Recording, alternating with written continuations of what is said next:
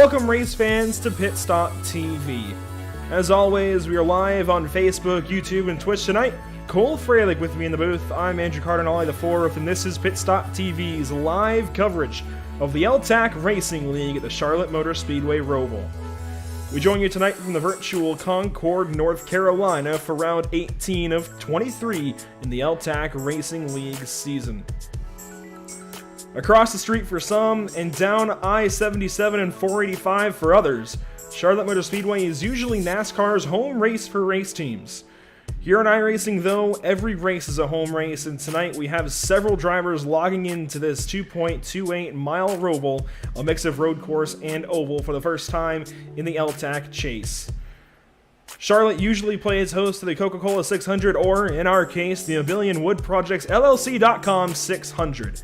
Tonight, however, we take on a little detour to the front straightaway and into the infield, around the back stretch, and into that little chicane in the background for one more time of Roval racing.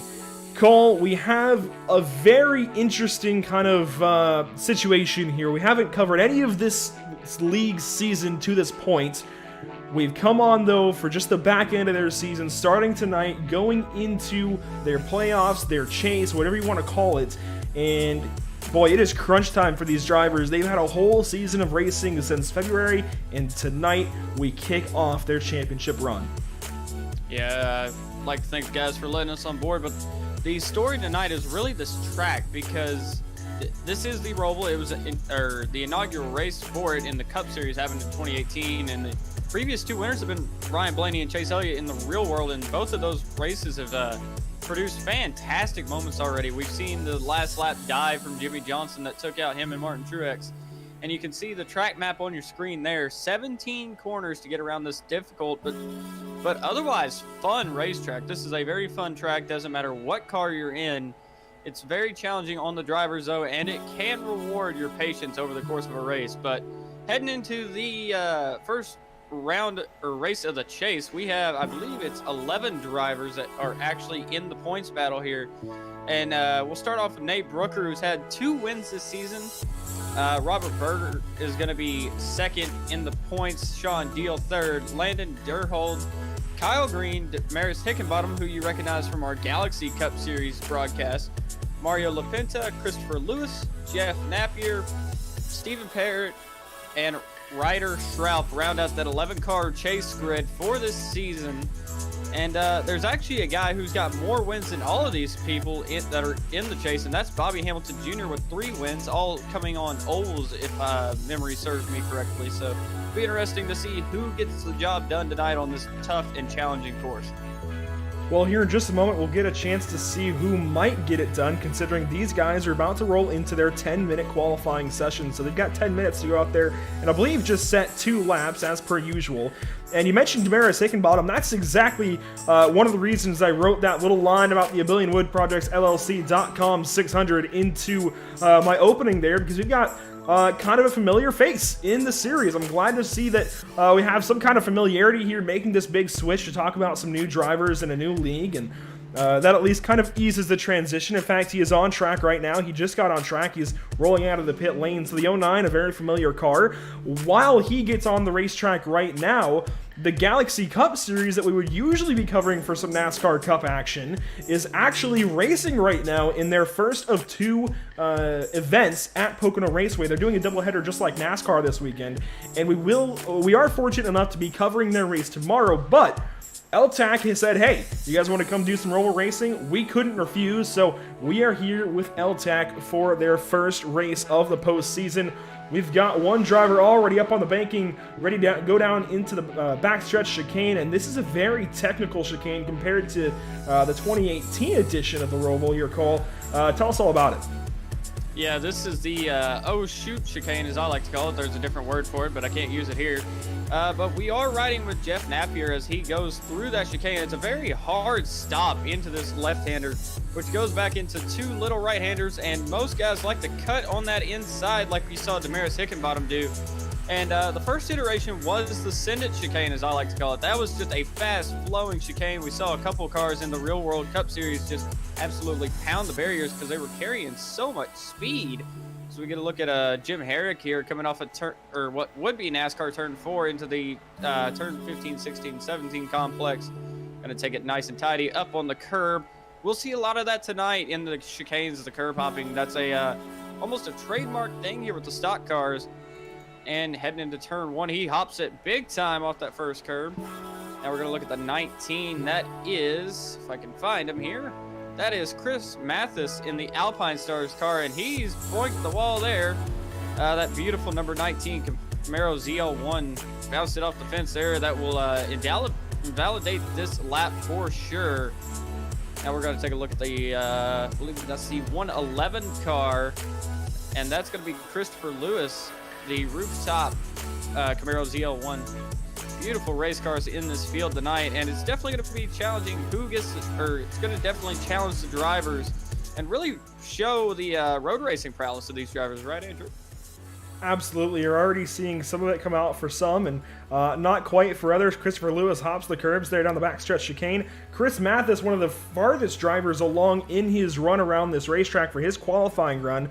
I say that, and then Patton Gale actually sets his lap first. Chris Horn following him. But, yeah, you mentioned him getting the wall like that, and not only is that going to invalidate his first lap time, but that's really going to hurt that machine. Patton Gale now runs through about turn 4 and back up onto that. Oh, no, that's turn 5, actually. He's already at turn 6. I'll be darned. I do want to pull that track map back up, though, because that is, sorry, I was completely wrong. Regardless, that's the standings. The track map, there we go. We'll get this figured out. We've done this enough times. So, We talk about the more technical chicane between turns 10 and 13, or otherwise NASCAR 2 and 3. It's definitely going to throw these guys for a loop on lap 1, I think, that more than anything else, along with the restarts. But I think lap 1, more than anything else, is really going to catch these guys off guard. We saw it happen in the NASCAR race, actually, last fall, where nobody was really sure of what to do, even though they saw the Xfinity race the day prior, which was even more of a mess down to the chicane, and they practiced it all week. They just never had that chance to really go at it at race pace. And I think all these guys are going to be thrown for the same loop when they get down there in race conditions.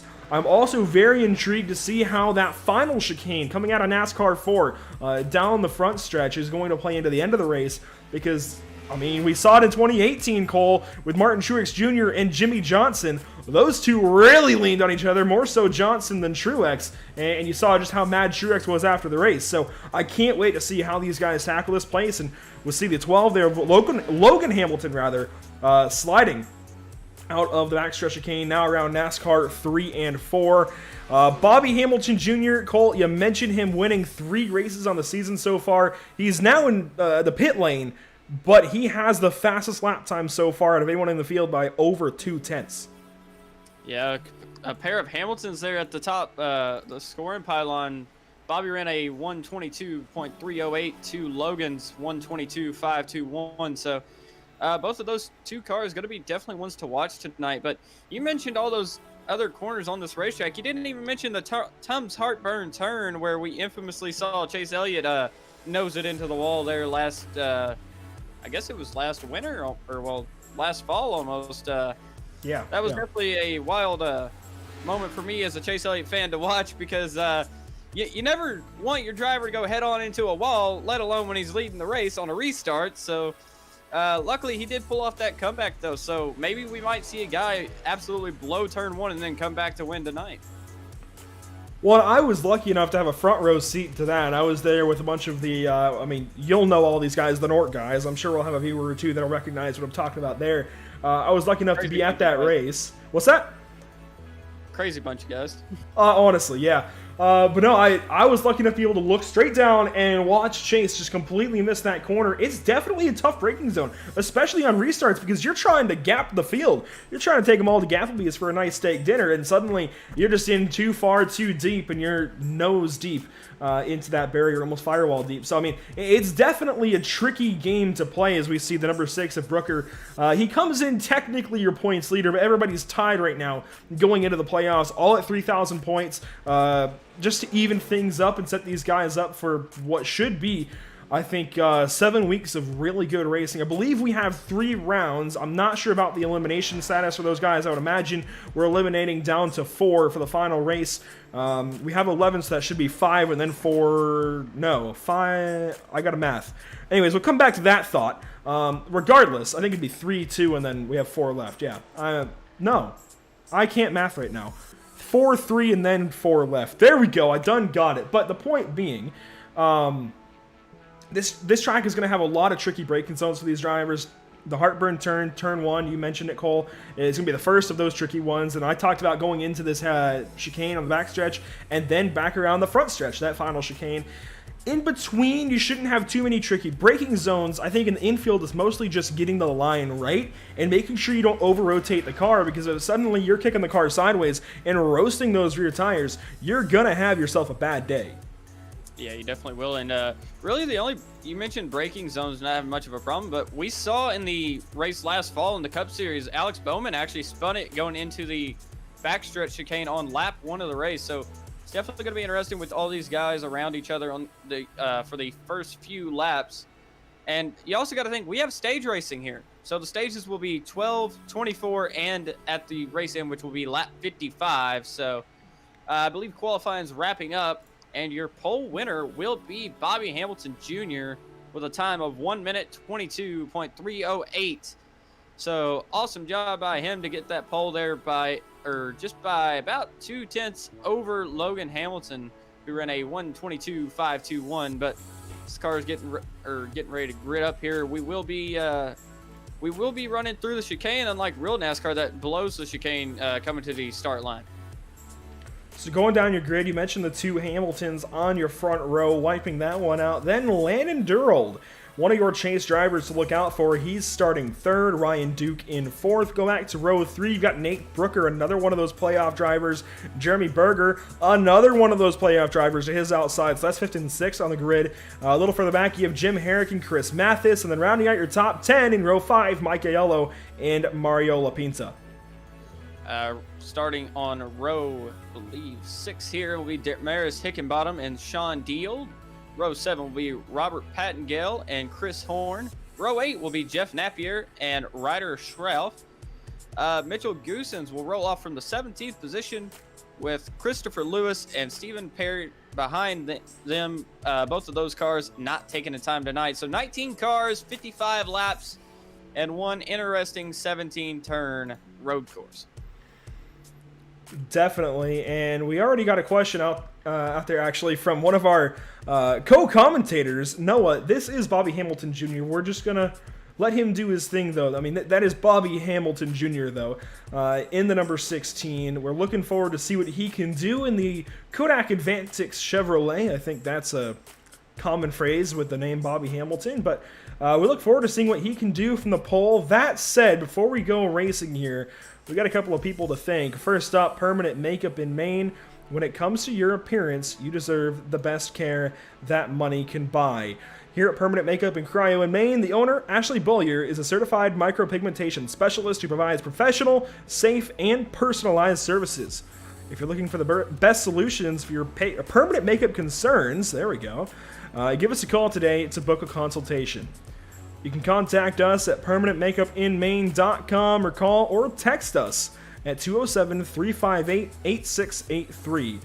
If you visit Permanent Makeup in Maine's Facebook page, if you visit Permanent Makeup in Cryo in Maine, their Facebook page, there we go, you will see that we do monthly giveaways, and you can submit your entry. You just might win. It's definitely worth it. You might get free stuff. Everyone likes free stuff, doesn't matter what it is. So make sure to contact them, enter their monthly giveaways, and if nothing else, just give them some support because they're supporting us. So definitely want to thank Permanent Makeup and Cryo in Maine for backing Pit Stop TV. We also want to, of course, thank Whiplash Media, Pit Stop TV's new parent organization, who specializes in various sim racing resources, including paint schemes, stream overlays, iRacing camera packs, and more.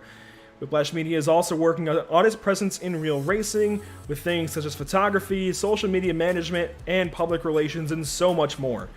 Go to whiplash-media.com. And Cole, as these guys go up onto the banking here, not at speed for the first time, but under pacing, we have 19 very hungry drivers ready to do battle around this. I guess this really would be almost a gladiators, or I can't think of what else to call it.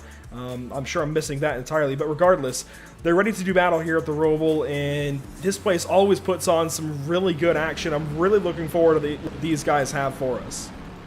Yeah, it's going to be an interesting race around this 2.28 mile road course slash oval. The Roval, that's where it gets its name from. Bobby Hamilton Jr. leading our field, though, and the old Kodak Advantix car that you may recognize from the 90s. Next to him is, I believe, the McLaren paint scheme of Logan Hamilton. So, two beautiful race cars to lead our field to the green as they're heading out of the backstretch chicane, and they will take us to the front stretch chicane to get this thing started. So through NASCAR 3 and 4, it's technically turns 13 and 14. These drivers are slow for one of the last times tonight. They're going to be screaming around those corners. Usually your car is set up to do it pretty well, but in these things, man, it's going to be tough to actually get these cars to hook up around those bank corners because it's just not set up to do it. The pace car is going to dive off down to the safety of pit lane behind that Toyota pit wall. We're going to enter the restart zone, and they're off and away. Hamilton Jr., a big jump on the field. He's got a woe down for the chicane, though. The whole field getting through there rather nicely. One car already in the pit lane. I think he started there. The Hamiltons go off into turn 1. Bobby Hamilton with the lead coming through turn 1. Logan Hamilton right on his trail. Ryan Duke in the Stacy Compton throwback. He's rounding out the 3rd place right now with Landon Durhold in 4th. And Jeremy Berger in the DW throwback is 5th currently. As they head through the first section of corners here, Bobby Hamilton still with pressure. Woo, gets a little sideways there. Coming up to, well, I done forgot what corner this is, but the uphill corner, the right-hander. Turn 5 and then 6. Yeah, turn 6 through here and then up to turn 7. A very challenging section of this racetrack. It doesn't look like it from your screen right now, but this is actually one of the harder sections of this race course because the car unsettles so much coming over the uphill and then it smacks right back down on a downhill as they're heading through NASCAR 1 and 2 for the first time tonight. And around the making, you see everybody trying to keep it as low as they can, cut as much track out of it as possible, then screaming past. Whoa! Over the curb. I believe he knocked out our camera there, but he's going to back it up, get it going. A small mistake on the first lap, still got plenty of time to make it back. Bobby Hamilton Jr. falling down the running order. Big issues here on lap number 1 for the driver of the number 16. It gets things back going, though, and Logan Hamilton then will assume your race lead. And across the stripe, he is off and away by a 1.5 seconds over Ryan Duke, who's the next best in the number 93. He's got Landon Durhold behind him, who then has company from Jeremy Berger, so already kind of spreading out at the front, but still a couple of smaller battles that we're going to have to pay attention to. Chris Mathis has company from Jim Herrick and Mario Lapinta, and that one is not going to calm down. Yeah, that's a whole gaggle of cars heading through turn 4 right now, coming up to 5 and 6 once again. And I didn't really get to talk about it because I was trying to figure out the corner the whole time, but you come up this right-hander up to the uphill. That's just such a challenging setup for this turn 6 right here because turn 6 is a very sharp corner, and it's almost a blind corner on the circuit. And then you come back down, and there's a bit of a concave to the corner there, so it's just a very challenging circuit, and you definitely don't want to hit that wall there on the outside because it could definitely ruin your race if you're not careful. Well, turn 7 is concave, and turn 6 is anything but. It's actually more so convex. It's very interesting how you go over... well, really, turn 5 sets you up for 6, right? It brings you up the hill, and 5 has a little bit of camber the way that you would expect. And then 6 is a little bit off camber. You come up over the hill, the car wants to kick out. You got to be careful on that throttle. And then suddenly you're landing back down in turn 7 really hard. You'd think it would help you turn, but Cole, it actually washes you out towards that wall that we saw the 19 of Mathis hit in qualifying. It pushes you out there. It does not help you that much. You actually bottom out, scrape the pavement, and just get pushed out the racetrack, and suddenly you're on a concrete wall, and that's not going to help your time here at Charlotte. That said, Logan Hamilton off and away by 3 seconds already. Yeah, he just set our fastest lap of the race so far with a 1:23.073, so a little bit far off from what we were running in qualifying, about 5/10 off of his qualifying lap. But he's definitely putting a hurt on the field early. It's going to be interesting to see if Bobby can get back up to the front to try to run him down because he was the fastest car in qualifying. I believe practice as well. No, that was actually Stephen Parrott with a 1:21 in practice, so... it'll be interesting to see if Steven can actually get up here because he's been kind of far back here in the field. He's currently 9th in the number 69 car. and they're heading up to the turn 1 and 2 of the actual NASCAR course. He's got Damaris Hickenbottom behind him and Chris Horn, the number 01 you see on the screen there, the Camaro ZL1, and he's got company from Sean Deal and Bobby Hamilton Jr. You mentioned Chris Horn. I've been watching him have trouble so far. He was off in the barriers on lap 2, coming out of turn 4. Oh, yeah, that was the 15. That was Herrick. Herrick looked, going to go back here. Let's see what happened to him. It looks like he got on the brakes there and locked up the rears just like Bobby Hamilton did on lap 1. Went over the curve just like Bobby and kind of stole the back up through the chicane move that Bobby did as well. Watching the replay here, what happens to Herrick, and yeah, thankfully he misses those turtles with the side of the car, so he's not going to have any issues with it sealing off. He actually hit it with the right front tire. I don't think that's going to damage the suspension at all, so it shouldn't hurt his car at all, just a harmless little spin. Back up to Chris Horn, though. This guy's having trouble so far. Watch him go really wide here out of turn 4 and push off into those Bank of America barriers. Bank of America barriers. There we go. America. Yeah. Wow. What am I doing? Bank of America. Words. Anyways, so I watched him push off into those barriers a little while ago. I'm glad you corrected me because I couldn't figure out what I was doing wrong there. I knew it didn't sound right, but something was off. Can't even pronounce our own country. Yeah, I know. What is wrong with me? Jeez. Anyways, and then he was really sideways not so long ago, and he's been sideways out of every corner recently. He was sideways out of 6, heading down out of 7. Now he's got company here from Bobby Hamilton. And that is not going to go to bed nicely. But Hamilton's going to dive down to the inside. Oh, and they're both going to miss the corner. Whoa. So that'll be a couple slow down penalties right there for the car 16 and 01. Looks like Bobby just got in there a little too hard, locked the fronts up this time. Probably set that brake bias towards the front after his lap 1 spin.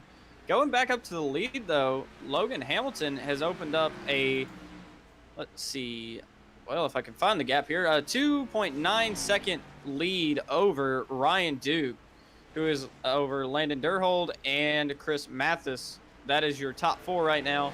And then top 5 is going to be Jeremy Berger, and he's got actually a little bit of company from Nate Brooker going through here.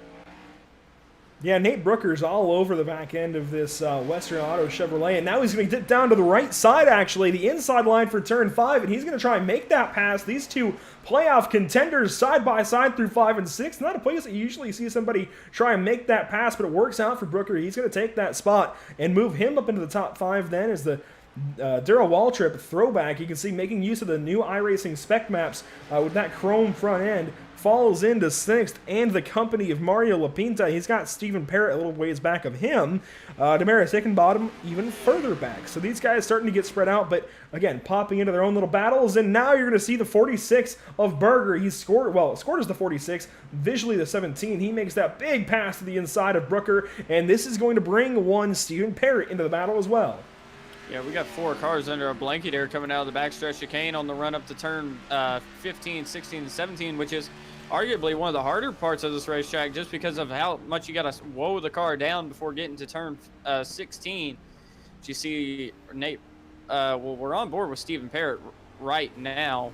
He is chasing down Mario Lapinta, and looks like Nate Brooker got maybe a slowdown penalty there. His car is very slow, letting those guys go on by. Cannot word tonight, obviously. Sorry about that, but Stephen Parrott's going to go around him. That will be for the 7th place on track. Mario Lapinta up to 6th, and Jeremy Berger retains his 5th place spot that he had a lap ago. Yeah, so all of that said, he gets 5th place back by the end of the lap and is going to hang on to that top 5 for now. But now Lapinta is going to start to chase him down, and Lapinta was already all over the back end of that number 46 once. I'm sure he can get there again. I want to mention the rest of the top 5. Landon Durhold is currently holding 4th place down pretty nicely to match the second half of his number, the 94. Chris Mathis ahead of him. We saw him pound the wall in qualifying, but he's making up for it right now. He's chasing down in 2nd place Ryan Duke, who was lost now 2 seconds since we talked about that battle to Logan Hamilton. So your leader starting to set that blazing pace once more. He had opened up a 3-second gap, then dropped it down to about 2.8, 2.7, and has since opened it back up to now 5.5. Logan Hamilton just on a tear right now. Yeah, about 5. Well, it was, I believe, nearly 5 1/4 here at the line last lap, and now it's well over 5.5 seconds this lap. So Ryan Duke falling off a little bit, I believe. Oh, we have one car around here at the edge of the turn 1. That is Christopher Lewis. So his night's going bad really quick. You see the 111 stop there on the inside near the Monster Energy logos. Not sure what happened to that race car. We're about to find out. The 111 having issues. This is the back air, well, the early end of what happened. So this is over 6 and 7. Then coming up past that wall that gets you. And then I think he just misjudged turn 9. Yeah, he just pushed. He just never really slowed down for 8 and pushes up into the wall in between 8 and 9, actually. So we were talking about those battles further back, and he just pounded the outside wall, the safer barrier, and then left the car there while he was towing. And just really unfortunate for him. We'll go on board and get that perspective of what happens here. Only lap 6 for him, and big issues. Yeah, that night for the 111, it looks like it's already gone bad, judging by the damage he already had to the right side. So that night's already going worse for him. You see the car kind of unsettled right here. I'm almost curious to see if it just bottomed out and he couldn't steer the car. But he went not head on, but pretty hit square on the right front there, and then hit head on into the inside wall. So it's definitely going to tear up that 111 car. The gap now, though, for the lead, as the final 2 cars are coming through the corner, is about 5.7 seconds. At the line, it was 6.7, actually. Wow, that's gained a whole second. So disregard my timing because it's obviously off. But, yeah, it looks like Logan Hamilton's just putting about a second on these guys, or second to half a second every single lap. And that's almost a question if Logan's actually saving his tires, because we are on the V7 tire with low downforce here at the Roval. So tires definitely do matter. You don't want to wear your tires out too fast. Don't want to slip the rears too much too early, because that can definitely hurt your car in the long run. Absolutely. And also, I just want to mention, I think that's the sassiest way I've ever heard somebody say, so yeah. I've never heard somebody just, and I think that was just nonchalant. I don't think he meant to. That was so yeah. Anyways, Valley Girl impressions by Cole Freilich here after the race in Charlotte. Make sure to catch that a little while later on. But going back through the field, I want to mention that Christopher Lewis was a playoff driver. He is, 18th place now after towing, and I'm not sure that he's coming back out. Mike Aiello, who started from the pit lane, I want to say, he is currently 4 laps down. Chris Mathis, very loose in turn 3. He was trying to get away from Landon Durhold there, caught the apron of the racetrack, got very sideways. What a save by him. So I believe that's going to be save of the night going towards him. It looked like he had a weird issue. He was stuck on the bottom, and it just did not grip up, but he got the car saved. So awesome job by him to not lose any time or lose the race car. Yeah, he was trying to find a smooth way to get up onto the banking and just didn't quite find it. He was trying to feed some throttle to the car. Obviously, you can't go too slow trying to get your way back onto the racetrack, and then just lost the back end for a moment, but he got it gathered back up. Only loses that 3rd position to Landon Durhold, so he falls back into 4th. But, I mean, he's still got a whole lot of racing left. I mean, it's only lap 9 of 55. We've been talking about a lot of action so far, and Stage 1 is going to conclude here at the completion of lap number 12. So it might have seemed like a whole lot of action so far since the start of the race, but we're just getting started, quite literally, as Logan Hamilton rounding Charlotte 10 down to 11. This would complete lap 9 actually, and bring us to lap 10. So 3 to go here in stage number 1 the next time he comes by the start finish. I was mentioning Aiello, though. He is 4 laps down, big issues early on. The 74 in 19th, dead last. This is not going to help. Actually, no, he's not a playoff driver, is he? No, he's just outside. That's the mental note I made, and I was trying to think of why I was thinking about him so much. He came up just short, but he's teammates to 3 of the drivers, I believe, in the playoffs. So Aiello Jr. just not getting off to a great start, but hopefully he can get those laps back and get back into the racing action, at least to a point. Meanwhile, now down under 3 laps to go here in stage 1, and there might be a battle for second place brewing because Landon Durhold is all over the back end of the 93 Ryan Duke, and they're up and over that hill past the America's Home for Racing insignia in turn 2, down to turn 3, and this is where things get tricky. Yeah, Landon Durhold all over the back of Ryan Duke now. He was behind Chris Mathis for quite a few laps there, but that gap between these two and the leaders is now about 10 seconds on the racetrack currently. You see Ryan Duke, well, on our timing, oh, yeah. Sorry, I'm getting numbers confused right now. I forgot Ryan Duke was the 93 and Landon was the 94. It's a little confusing when the numbers are next to each other. But you can see Ryan's actually at a 9.7 second gap last time his car was scored on one of the scoring loops. And then Landon Durhold is at a 10 point, I believe that's 3 second gap now as they're heading through NASCAR 3 and 4. So Landon Durhold definitely wants to get that second place before the end of the stage here. So we've been told here by a Texan Life so kindly that it's Parrot, not Parrot. So thank you, because we actually, from the pronunciation guide that we were handed before the race, it sounded more like Parrot. So we'll make sure to be careful of that one. It's Parrot. Regardless, coming down to 2 to go here in the stage, Cole, I would ask you who your pick is for the race win, but I think it's a pretty obvious pick right now. That said, we mentioned Bobby Hamilton Jr. going off in the chicane on lap number 1. He has worked his way back into the top 10 simply by passing cars, but he still has a whole lot of ground to make up, even with a caution ahead. Do you think he can get it done? Do you think he can get back up into the lead? I'm looking at his last few lap times, though. They've been in the 28s and 27s, and compare that to Logan Hamilton, who has been in the lower 27s and 26s the last 4 laps.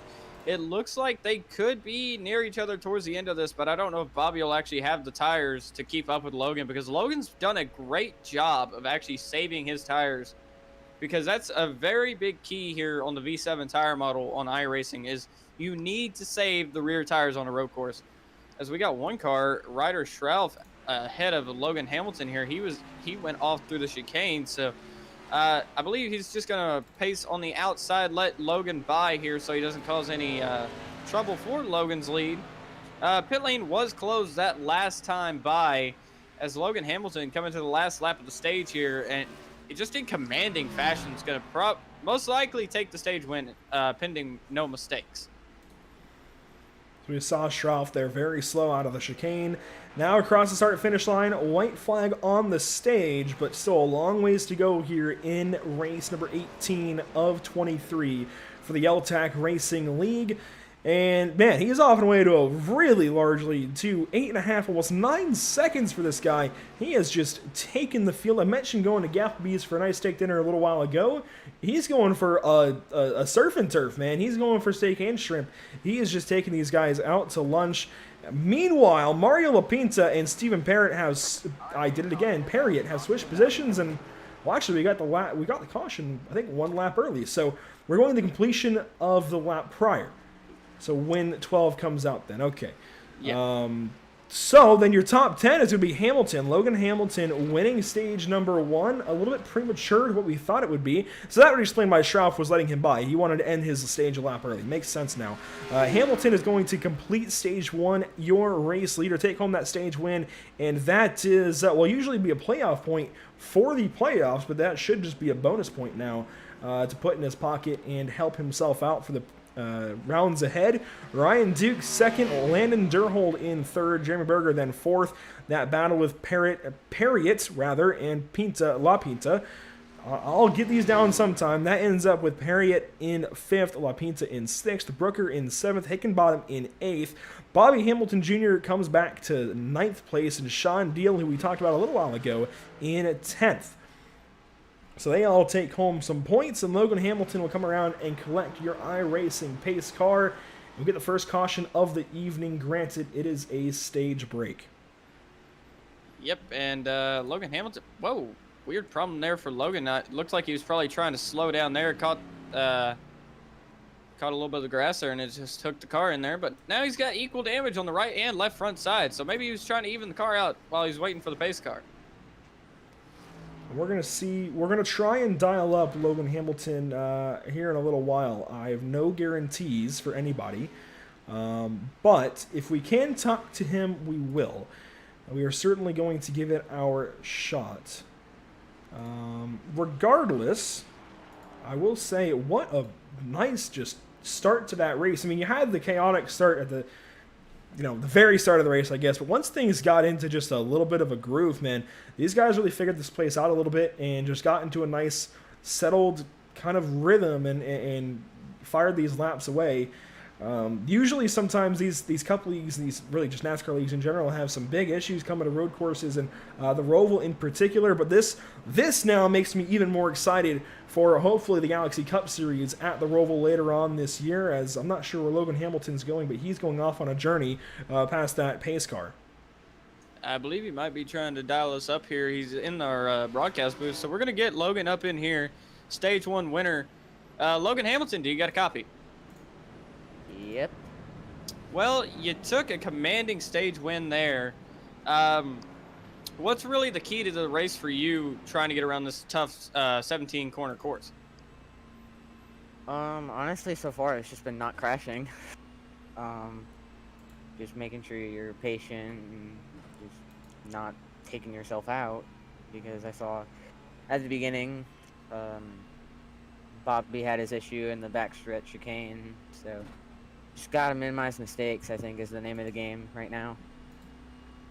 Well, we saw the mistake from Bobby there on lap 1, and we almost thought that he kind of burned up his tires. Were you really tire saving on that run, or what was really the game plan for that first stage? Well, I kind of was just trying to manage the gap for the first 7 laps or so, and then didn't want to kill by the end of the run, the front tires were killed, so I was just making sure I didn't mess anything up, hit anything, just saving the tires, just not to hit anything and stuff, so. All right, well, before we let you get out of here, Logan, who do you got to thank for your stage 1 victory? Who have I got to thank? Well, I guess my mom's sitting here watching me, so I guess her. All right, well, hopefully we're talking to you later, Logan, and go get him out there, bud. Thank you. Cole Fralick asking those tough questions, man. But no, we appreciate Logan's time as he's working down the pit lane and into his pit stall, getting that service, and he'll be off and away first. He will hang on to that race lead. A very tricky pit exit. He actually may have just penalized himself. I'm not sure if iRacing is going to count that as an infraction or not, because it's very tricky to actually hook that pit exit correctly without getting a penalty.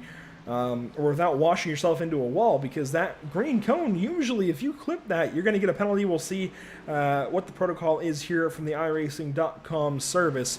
But, man, again, want to thank Logan for his time there and joining us in the booth for a moment. So we have a couple of lap cars up ahead of these guys. Those are going to be Aiello and Christopher Lewis, it looks like. So Christopher Lewis not done just yet. We saw him have his issues out of turn 8 and into turn 9. And he has since parked the car, got back going, and I don't see a scratch on the thing, so I guess we're working with at least one fast fix in the race, so that, I think, helps these guys out, especially at a place like the Roval. I also want to mention, it looks like Logan Hamilton might have used his. Yeah, it does look like Logan's used his, because both of those front fenders on that car have been taken out,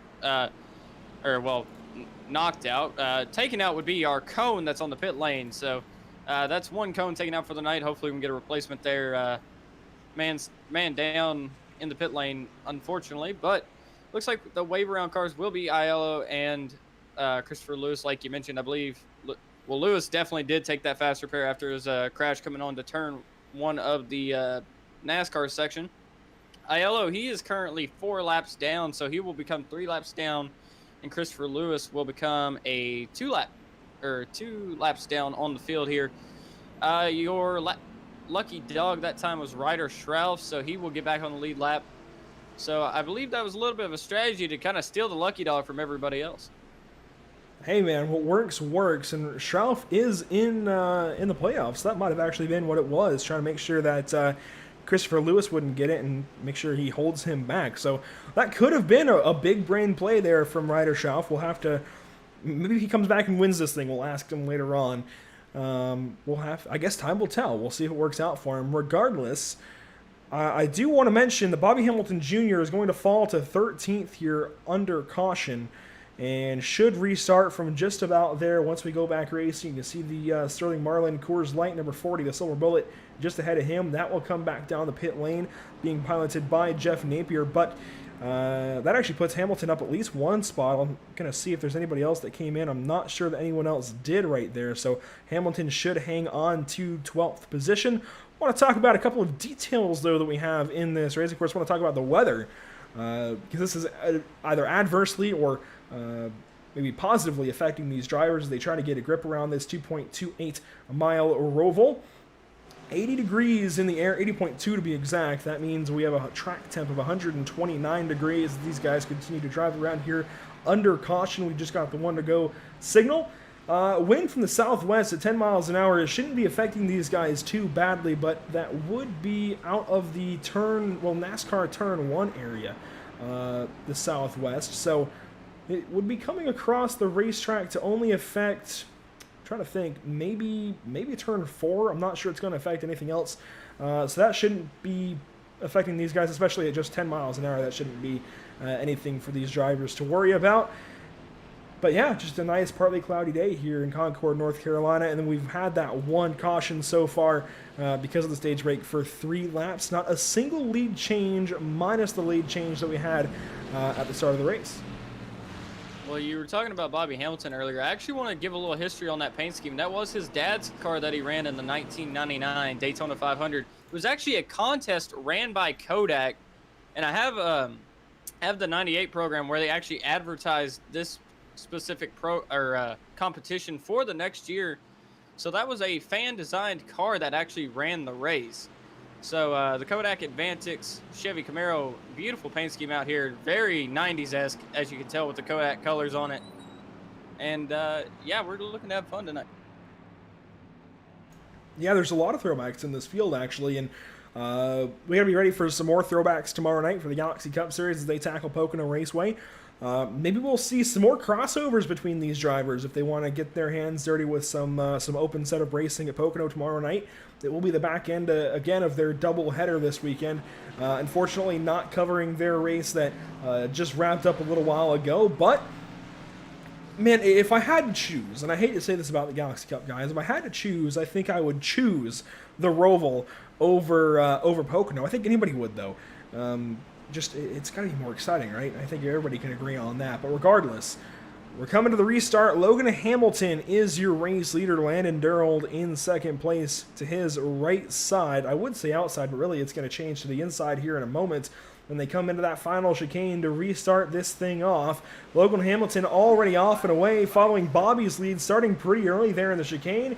And wow, up and over the chicanes, everybody filing out. You can see a couple cars going too wide through there. Logan Hamilton with the early jump. Landon Durhold's going to take over second now with Stephen Perriott. Or Perriott? Is that? Can we get a confirmation on that again, Andrew? I would say Perriott. Perriott. Oh, right. Perriott now takes over the 3rd spot over Ryan Duke and Jeremy Berger. Everybody kind of single file through here already. See the 69 car of Perriott chasing down Landon Durhold into turn 5 and 6 right here. Landon actually looks a little bit slower on this restart, but that just could be him trying to save tires. Absolutely, you want to bring those tires up to temp in just the right way, because I mean, we've been talking about it in other series. Mostly, I think the Lucky Dog Sim Racing League comes to mind, where you want to bring those tires up to temp the right way. You don't want to kind of drop them into the frying pan, if you will. You don't want to bring them up to temp too quickly, too harshly. You want to bring them to temp gradually, build heat, and build some grip in those tires. You don't want to abuse them too quickly, or you might have issues later on in the run. Couple of cars side by side. That was Brooker and LaPinta. That pushes LaPinta wide and loses him a couple of spots as Chris Horn's going to go by, rather. And they're 2 wide, 2 by 2 out of turn, well, I was going to say 3, but NASCAR 3. You see Damaris Hickenbottom on the outside of Chris Horn there, high, wide, and handsome, as I like to call it. You usually see me doing that in SRCA broadcast here on the channel. We got 1 car below in the corner. That's Nate Brooker. He's going to take the shortcut through the chicane and then slow down. I believe we actually just had a fastest lap set there. Didn't catch the name on it. Chris Horn, very sideways through turn 1. He's all over the back of Mario LaPinta as they head into the Roval section. So getting into the infield, Horn all over the back end of LaPinta. And I mentioned Connor Horn earlier. That's just, I think, the only other Horn that I've heard of on the service. He's still sideways. I talked about this guy being this sideways earlier on, and this is exactly what I was seeing out of this guy. He was either pushing off the racetrack or just dead sideways. Now loses some time, and he pushes over the turn 6. Over that hill, loses a lot of time. Now to Damaris Hickenbottom, who's going to be next up behind him. Almost catches that wall between 7 and 8. So the L1 having some issues bringing those tires back up to temp and trying to build up some grip and some heat in those 4 Mr. Feelgoods, those Goodyears, trying to make sure he can get a little bit of traction around this place. Bobby Hamilton is in the middle of all of this. He's behind Damaris Hickenbottom and now in front of Sean Deal. Yeah, I was just about to mention Bobby. Whoa, Damaris, what are you doing? Wait, oh, he's in the fence. Oh my Damaris gosh. unfortunately just sent the Abillion Woods Project's Ford Mustang over the curb. I was about to mention, though, Bobby Hamilton Jr. kind of lurking like Jaws, just passing cars every other corner. He is back up to the 8th spot on track right now. The Kodak Advantix machine heads through the last chicane on the track. Will be 8th at the line here, I believe. Yes, he will be. So his new opponent, or prey, I guess, would be Chris Horn and Mario LaPinta, who are still battling, and Chris has still got the back end out on that Chevy Camaro. He's got it way out heading to turn 3. So through that almost kind of bowl section, it feels like, out of turn 4 and up that little Spectrum Mobile chute to turn 5. Very technical parts of the racetrack, but you can definitely let it all hang out as he locks up into 6. 6, though, is a corner you have to get right or you're going to lose a lot of time because it's imperative to get turn 6. Perfect for turn 7 sideways through that little short chute to 8, and Chris Horn is really just abusing those tires and abusing that Chevrolet Camaro ZL1 LE. I think I said that right. The NASCAR drivers have to figure that one out. I don't have to as much, but he's now going to be under fire from Bobby Hamilton Jr. in the Kodak Advantix Chevrolet, and he's loose. Actually, I think he wheel hopped into the chicane that time, and Hamilton's going to be all over the back end of that 01 here shortly, sideways out of the chicane. It's impressive that he's hanging on to it, but man, you got to, reel yourself in a little bit. Well, yeah, I believe Chris has kind of burned up the rear tires there, sliding the car around. Bobby Hamilton looked to the outside, though. He's going to tuck back in line, try to get him out of the chicane here. Most likely will, because Chris, with a very not-so-tidy line compared to Bobby, Bobby might get the run-up into turn 1 here. You see Hyde Chad on the back of Chris's car. I don't know who Chad is, but hello, Chad, whoever you are, if you're watching the broadcast. Bobby all over the back of Chris, though, and it's wow! He's just all over the shop. You see it from the onboard of Bobby Hamilton Jr. Chris Horn just laying down some rubber all over this racetrack, maybe trying to provide some grip for the rest of the Goodyear tires on this circuit, but he's just been all over, and Bobby's finally going to get around him here, and Bobby's probably like, whew, glad that's over now.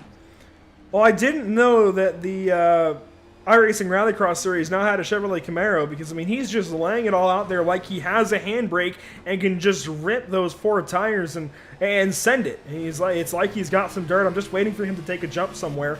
I guess if he blows turn 1 hard enough, he can actually probably try and jump that. But man, he is just at it right now. Even after Bobby Hamilton Jr.'s passed him, he's still sideways, even out of the oval section, down the back straightaway. It looked like he had cooked it a little too hard off into the chicane. He actually gained some time, very, very heavy on those brakes. Lucky not to lock up or wheel hop. He's probably got so much front brake down into the thing to keep it from getting sideways that he can avoid the wheel hop. Man, Chris Horn is just abusing that 01. Well, right now it looks like he's putting an audition for Formula Drift. Whoa, my gosh! And, well, it wasn't a reverse entry, but it was definitely a sketchy entry. And I believe he's just going to call it a night because that car is all over the shop. Yeah, Chris Horn, definitely, there is a Formula Drift E-Series in the future. Get this man signed because he was all over the shop just swinging it left and right. Something like Daigo Saito or King Gushi would be doing, but just very interesting interesting tactic there from Chris to get the tires warmed up, I guess. But Bobby Hamilton Jr. now, so I'm looking at him, he's now caught Mario LaPinta, who's for the 6th position. So Bobby's slowly coming back through the field. You see that group of 4 cars, that Sean Deal, Robert Pattengale, Jim Herrick, and Nate Brooker. That is for the 11th, 10th, 9th, and 8th positions on the racetrack right now. Yeah, I want to talk about these guys because it's 4 guys that are all right at the back end of that stage point cutoff. In fact, they're all within right now. Actually, no, Nate Brooker and Jim Herrick just had an issue. I want to go back and see that because they were in front of Damaris Hickenbottom, and then, Herrick actually gets turned by Brooker. I want to see that from another angle because I wonder who's at fault for this one. Man, we're going to have a Facebook group post here soon, but we're going to see exactly what happens here through turn 7. You can see Brooker's going to look to the inside. I want to see He just makes the lunge. He wasn't quite there yet. I was wondering if Herrick turned down on him, but no. Brooker just makes the lunge at the wrong time and cleans that 15 car out. Thankfully, Herrick gets back on the racetrack after just taking care of some cones, and he's going to get back at things, but a long ways now. 5.5 seconds behind Nate Brooker, and now out of the top 10. I was wanting to talk about them because they were a foursome that were all over that cutoff. And Nate Brooker was actually behind it, and he still is now because he's behind Damaris Hickenbottom. But he was going to have to try and pass Herrick to get into your stage points bracket, if you will, to get that one stage point. Now Sean Deal all over Robert Pattengale. I believe they've swapped positions. They have. Pattengale now going to see if he can try and run down Bobby Hamilton. Well, you were mentioning Jim Herrick there, Jim Herrick. That's actually the second time he has spun this race, and so he's slowly creeping up to my record of most junked race cars in 1 week, and ironically, we just happen to have the same number of 15, so 2 15 cars. I'd say there's something in common there, bud. Yeah, well, it might be a curse. Who knows? Because that car last night at Gateway was definitely unsettled compared to what I normally drive, but yeah, I believe the 15 cars are just having a problem this week. I guess that's a lesson. You shouldn't drive the 15 on Pit Stop TV. But hey, man, it's yeah, a beautiful race car. If you missed that race last night, the SRCA IndyCar World Series. I'm so used to saying Pro 2000, I almost said it right there. The IndyCar World Series for the SRCA. That was a great event at Gateway, Worldwide Technology Raceway Gateway. There were only 9 cars. But you guys still found a way to wreck 3 times within 20 laps, but it was still good racing. We had those early wrecks, but once you guys figured out how to drive the things, you guys made a really, really good race out of it, and I would advise anyone to tune in and watch, because once you get through that first little section of Cole wrecking it a lot... hey, it happened. Hey, it happens, it happens, fair enough. But once you get through that, man, it was some really good racing, honestly, especially that second race once things cooled down a bit, so... all of that said, back into this race right now, the L-TAC Roval race here at Charlotte Motor Speedway, race 18 of 23 on their season. Bobby Hamilton Jr. trying to chase down Mario Lapinto, Jeremy Berger ahead of these guys. He's about 2.5 seconds back of Landon Durhold, who is actually just a second back of Ryan Duke. So depending on how Ryan Duke abuses his tires here to the end of the stage, we might have a battle for third. Yeah, we might just, you see the Kodiak Ford Mustang of Ryan Duke leading the AC Delco number 94, Landon Durhold. Or, well, I actually don't know what's on the hood of that machine, but I do see AC Delco on the sides. Pit road is closed this lap. End of the stage will be, I believe, the end of lap 23 if we got our math correct. So it should be, yeah. Ryan Duke fighting for that third spot, but the stage point looks like it's going to be going to Logan Hamilton, who's got a 2-second gap over Stephen Perriott in the number 69 Toyota Camry there. So it'll definitely be interesting to see if Stephen can actually get to Logan in this third stage, or if Logan's saved up what he's got for this second stage. I think you stumbled there on the sponsor of the number 69. I think it's Badass Beard Care. Let me tell you what, I could use some of that. Hey, y'all, if you guys want to sponsor us, bro, I could use some help there. Look, I can't grow one, so I mean, I get, it's kind of a shot to my heart. We're going to have to get some face cams so that we can show it off. But, man, yeah, if you guys want to hit us up, by all means, we could use some of your products. But the Badass Beard Care number 69 headed down the back straightaway. He's kept tabs here with Logan Hamilton, which I find interesting because he was mired further back in the field, and you know I don't think we thought anybody was even going to have a chance of touching Logan Hamilton. But actually, if he can play things right and save his tires just right this run to the end after the completion of stage 2 here in about 5 seconds, he just might have a chance of getting up to Logan Hamilton and challenging him for the race win. And by the way, the number 12 has tapped the outside wall. You see he's going to cross the start-finish line for the final time here in stage number 2. He takes that stage win. Stephen Perriott in second place. That battle then for third. It narrows, but the 94 of Durhold is going to have to settle for 4th place. He does not catch Ryan Duke. Jeremy Berger then crosses in 5th. Mario Lapinto will hang on to 6th over Hamilton Jr. Pattengale in 8th, but Hickenbottom just got by Sean Deal, and they're still racing behind him. This is for the last stage point. Nate Brooker is going to go by him for that final point, and he almost gets into Hickenbottom. He keeps it just barely behind him. Barely is the correct. Oh, and then he hits the wall, and he's wrecking. Wow. I thought he was going to wreck after the line. He is going to wreck. He pounds the outside wall. Yeah, a little too hot into turn 1 there. Nothing we ain't seen before. Chase Elliott did that same thing. Granted, he hit the actual tire barrier part of it, but Nate Brooker can definitely come back and win now since he's hit the Tums heartburn turn. And we're waiting for that caution. They may have run it out to the completion of lap 24 this time, so we may have just called it prematurely, rather, as opposed to last time where we were a lap late. So, we're racing to lap 24. We're going to race to the completion here of lap 24. So they're still at it. We called it a lap early. We're going to call it all over again. Logan Hamilton is going to exit NASCAR 4 down into the final chicane of 16 and 7, or I guess 15, 16, and 17. There we go. All 3 corners. He's going to cross the start-finish line. A Stage 2 winner. Stephen Perriott behind him. He narrows the gap a little bit. The third place battle stays the exact same, although, wow, Durold got right to the back end of Duke. Berger's still going to cross 5th, and it's LaPinta still over Hamilton Jr. Pattengate is going to hang on to 8th still, but this battle behind these guys is not over as Deal's going to go around, it looks like, out of the chicane. Well, no, I think he hung on to it, but still going to lose a lot of time. And so Nate Brooker has all that issues a lap ago. We think he's out of it now for 10th, and then he gets it back in the final couple of corners. He almost gets to the Hickenbottom bottom. He might get 9th. Well, he's going to... Oh, my gosh. What is he doing? There he goes through the grass. And... Wow. All right. So he's going to get the stage point, but he might lose some spots here before the caution. So he might not line up in 10th. But you know what? He gets the point. Well, you know, at that point, it's out the window, right?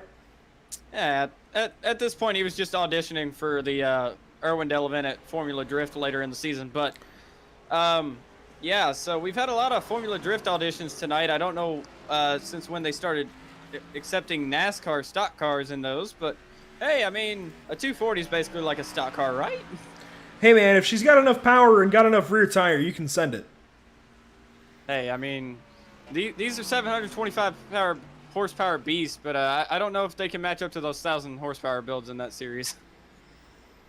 Well, Logan Hamilton across the start-finish line under caution here. He's going to pick up the pace car momentarily. And I see now that Nolan was letting us know that it was going to the end of lap 24. He messed up the other one, but we were so engulfed in the action we couldn't check that. So apologies there, but Nolan... Oh my gosh, Lewis almost... Ooh. Christopher Lewis coming around turn 2 almost wiped out the back end of Logan Hamilton. Kind of a blind corner in his defense.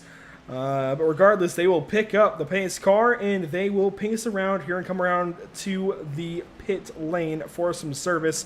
And we don't even have to wait for a driver to come into the booth. I'll just turn it right back over to you, Cole, with Logan Hamilton, your stage winner. All right, well, we're going to pull Logan Hamilton back in the booth here. Logan, you got a copy with us? Oh, crap.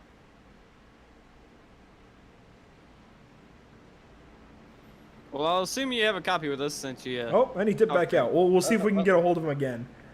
Yeah, we'll dial him up after the pit stops, likely. Yeah, we'll give him time, actually. It seems like he's in the middle of something probably. Well, that's probably more important for him winning the race than it is us talking about it. So we will then roll back through your top 10. We'll do it in reverse order this time. We talked about Nate Brooker spinning right after the start-finish line. He is going to take 10th at the end of the stage, but he forfeits those positions, at least, under caution, so he should still get that stage point. Just going to lose those spots here as it goes for the rest of the race, because Nate Brooker goes around right after the start-finish line. I mean, 10 feet later, he just lights those rear tires up and goes for a spin. But he was all over the back end of the 09 of Damaris Hickenbottom, who finishes stage number 2 in 9th place. So the number 09, A Billion Wood Projects LLC Ford Mustang comes home, for stage 2 anyways, a respectable 9th place, and he's trending upwards. I think he was outside the top 10 to complete stage 1, so stage 2 inside the top 10. I wouldn't be surprised if he goes out there and gets a top 5 before the night is all said and done. Pattengale right up ahead of him in the number 23. We saw him. He was the first one to complete a qualifying lap, actually. He's currently sitting in 8th. Bobby Hamilton Jr. after his lap 1 spin. He sits 7th. Mario Lapinta, though, Cole, in 6th. And then 5th place will be Jeremy Berger, followed by Landon Durhold. Ryan Duke will take the 3rd spot. Stephen Perriott in 2nd. And Logan Hamilton will get that extra bonus point and hit the 2nd stage win of the night. So he's going for the trifecta here in stage 3 as they come down pit lane. So coming down for service is most of, if not your entire field. I'd imagine everybody will come in for 4 tires and Sunoco race fuel. Of course, you got to make sure you're good to go to the end of this one. We're going to have about 30 laps or so to the end of this race. It would be 31, but we have the caution obviously taking up a few laps, so it'll probably be more like 27, 28 to the end of the race. Logan Hamilton stops in his box. A very nice entry with the 94 of Durhold slow into his box. Hamilton nails it. Let's see, that's Duke behind him. He's down off of the right side. Jack's now up on the lefts, along with Logan Hamilton. And these guys all getting their service. Logan Hamilton first one away. Logan Hamilton definitely leads the race off pit lane. Let's see if we have another cone that gets... Well, Bobby Hamilton hit the cone there coming out of pit lane, so... cone down number 2 of the night. We're going to have to get another replacement there. Our lovely track worker is going to definitely get that replaced. But, yeah, we need a cone counter because I feel like we're going to just absolutely run over Coney for the rest of the night. Well, I think Charlotte needs a new mascot. They have Lugnut, who is famous during the summer shootout. But I think we're going to have to get a new mascot off of some variation of Cone, Coney, Mr. Cone, whatever have you. So that said, we're going to push that behind and let the experts deal with that whole mascot situation. And we're going to talk to Logan Hamilton. Cole, I'll turn it back over to you. All right, Logan Hamilton, you got a copy? Yes, sir. All right, well, second stage win of the night. Were you going any more conservative than you did in stage 1 there? Oh yeah, I was trying to conserve a bit earlier, a bit earlier. Well, you've led just, I believe, every single lap tonight, actually, which is about 27 laps now. So what's going to be the game plan to lead all 55 tonight? I'm definitely going to have to keep Steven behind me, because he's definitely been fast. He's come, I think, through the whole field. So that's going to be important in the saving. I don't think we've got enough gas to make it to the end, so just gonna try and save. I don't really have a crew chief other than the Chad Canal spotter pack, so just hoping I can make the right calls and all that. Well, sometimes being your own crew chief definitely pays off in the end. Do you really have a plan to just keep them behind you going into this, or are you just gonna try to run the same way you have all race long? Well, I don't really want to be blocking too much, especially at the beginning. Just going to keep everything intact. I did hit the wall there, so I got a bit of damage, but I think I'll be fine. So, just hoping I can keep them behind. No specific plan of the ways I'm going to keep them behind, but just that I do it is the main thing here. All right, while we get ready for the restart here, who do you got to thank for your 2 stage wins tonight? I was gonna say my, crew chief checking us, but I guess I'll go with my dad since I thanked my mom at the end of the first stage. All right, well, hopefully we can see you at the end of this one, Logan. So good luck in the final stage here. Thank you.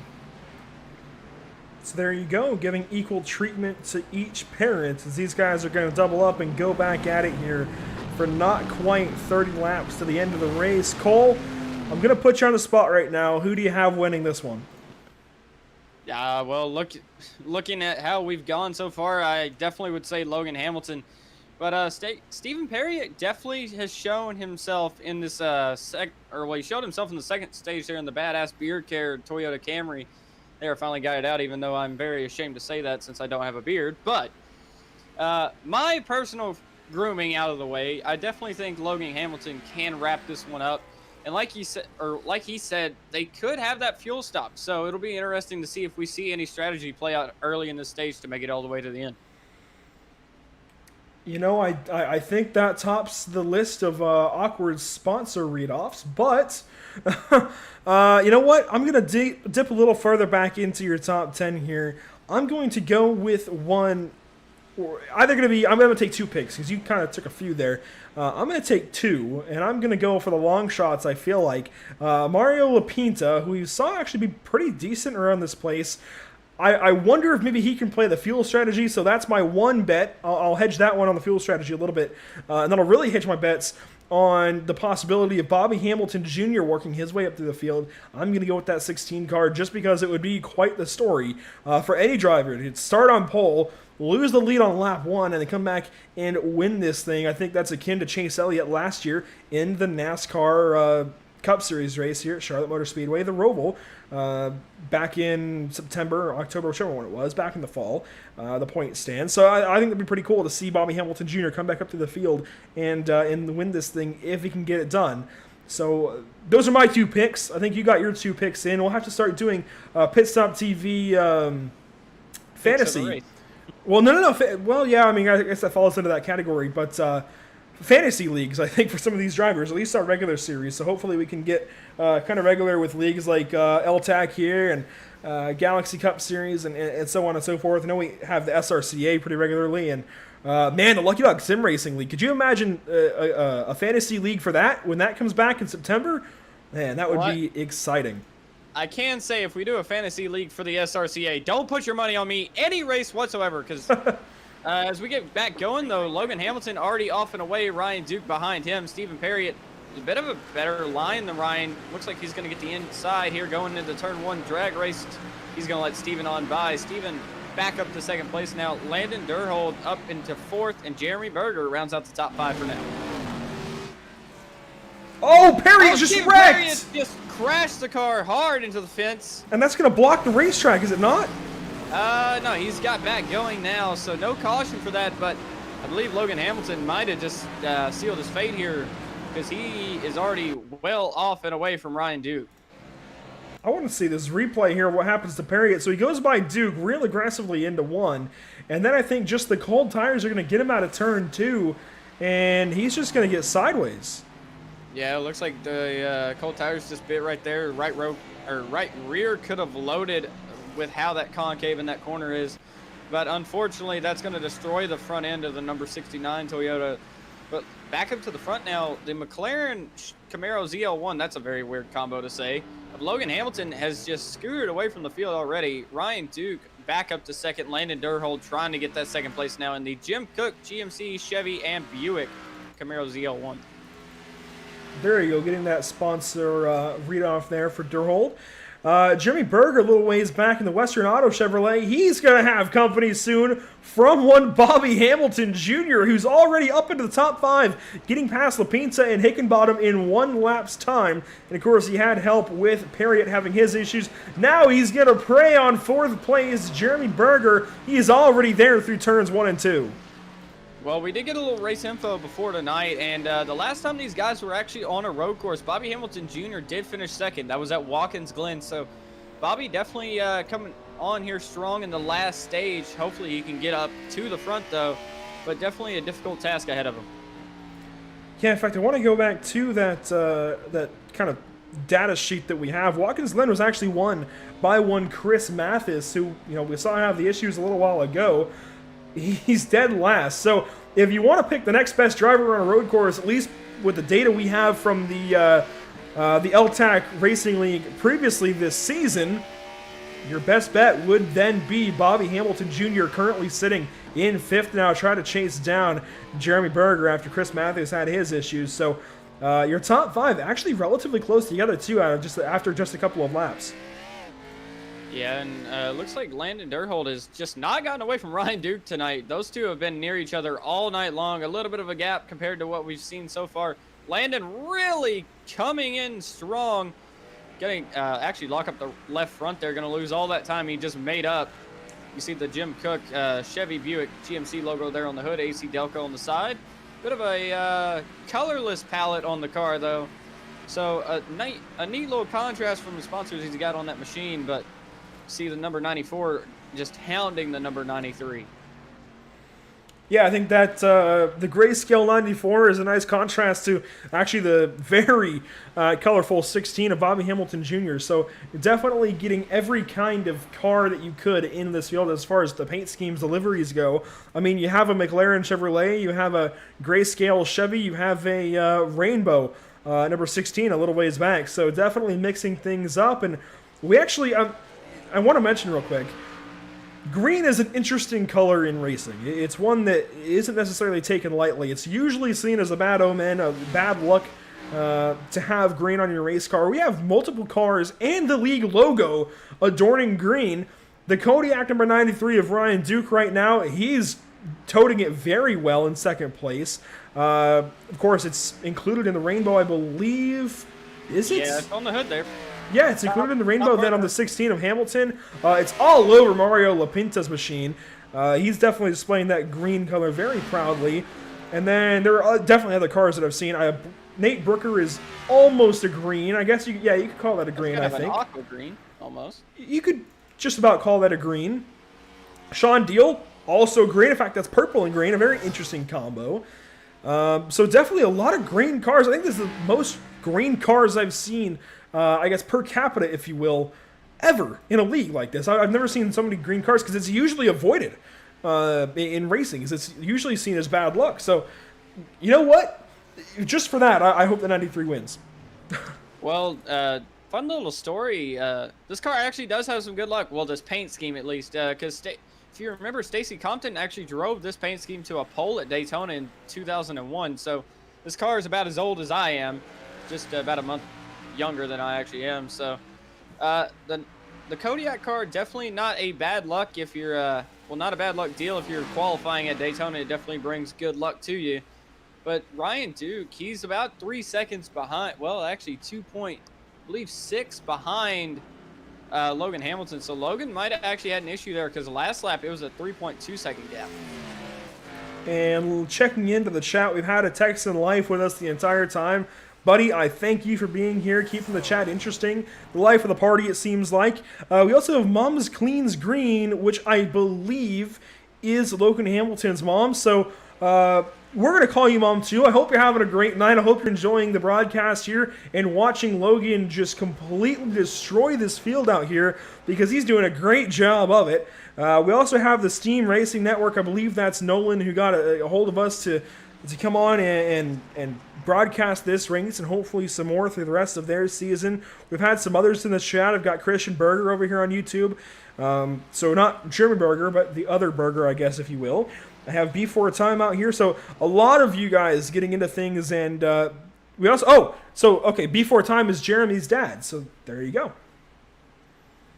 Well, that solves that mystery. But, well, I forgot where I was actually going to go with that. Oh, I remember now.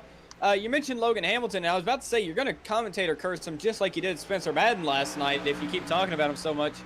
Because I remember seeing you talk about Spencer there last night, and he immediately wrecked. So we definitely don't want anything to happen to Logan tonight. After such a dominant performance, he's led all 32 laps, going to be 33 here at the line in that beautiful McLaren Aero number 12 Chevrolet ZL1LE. That's a very long name for a race car.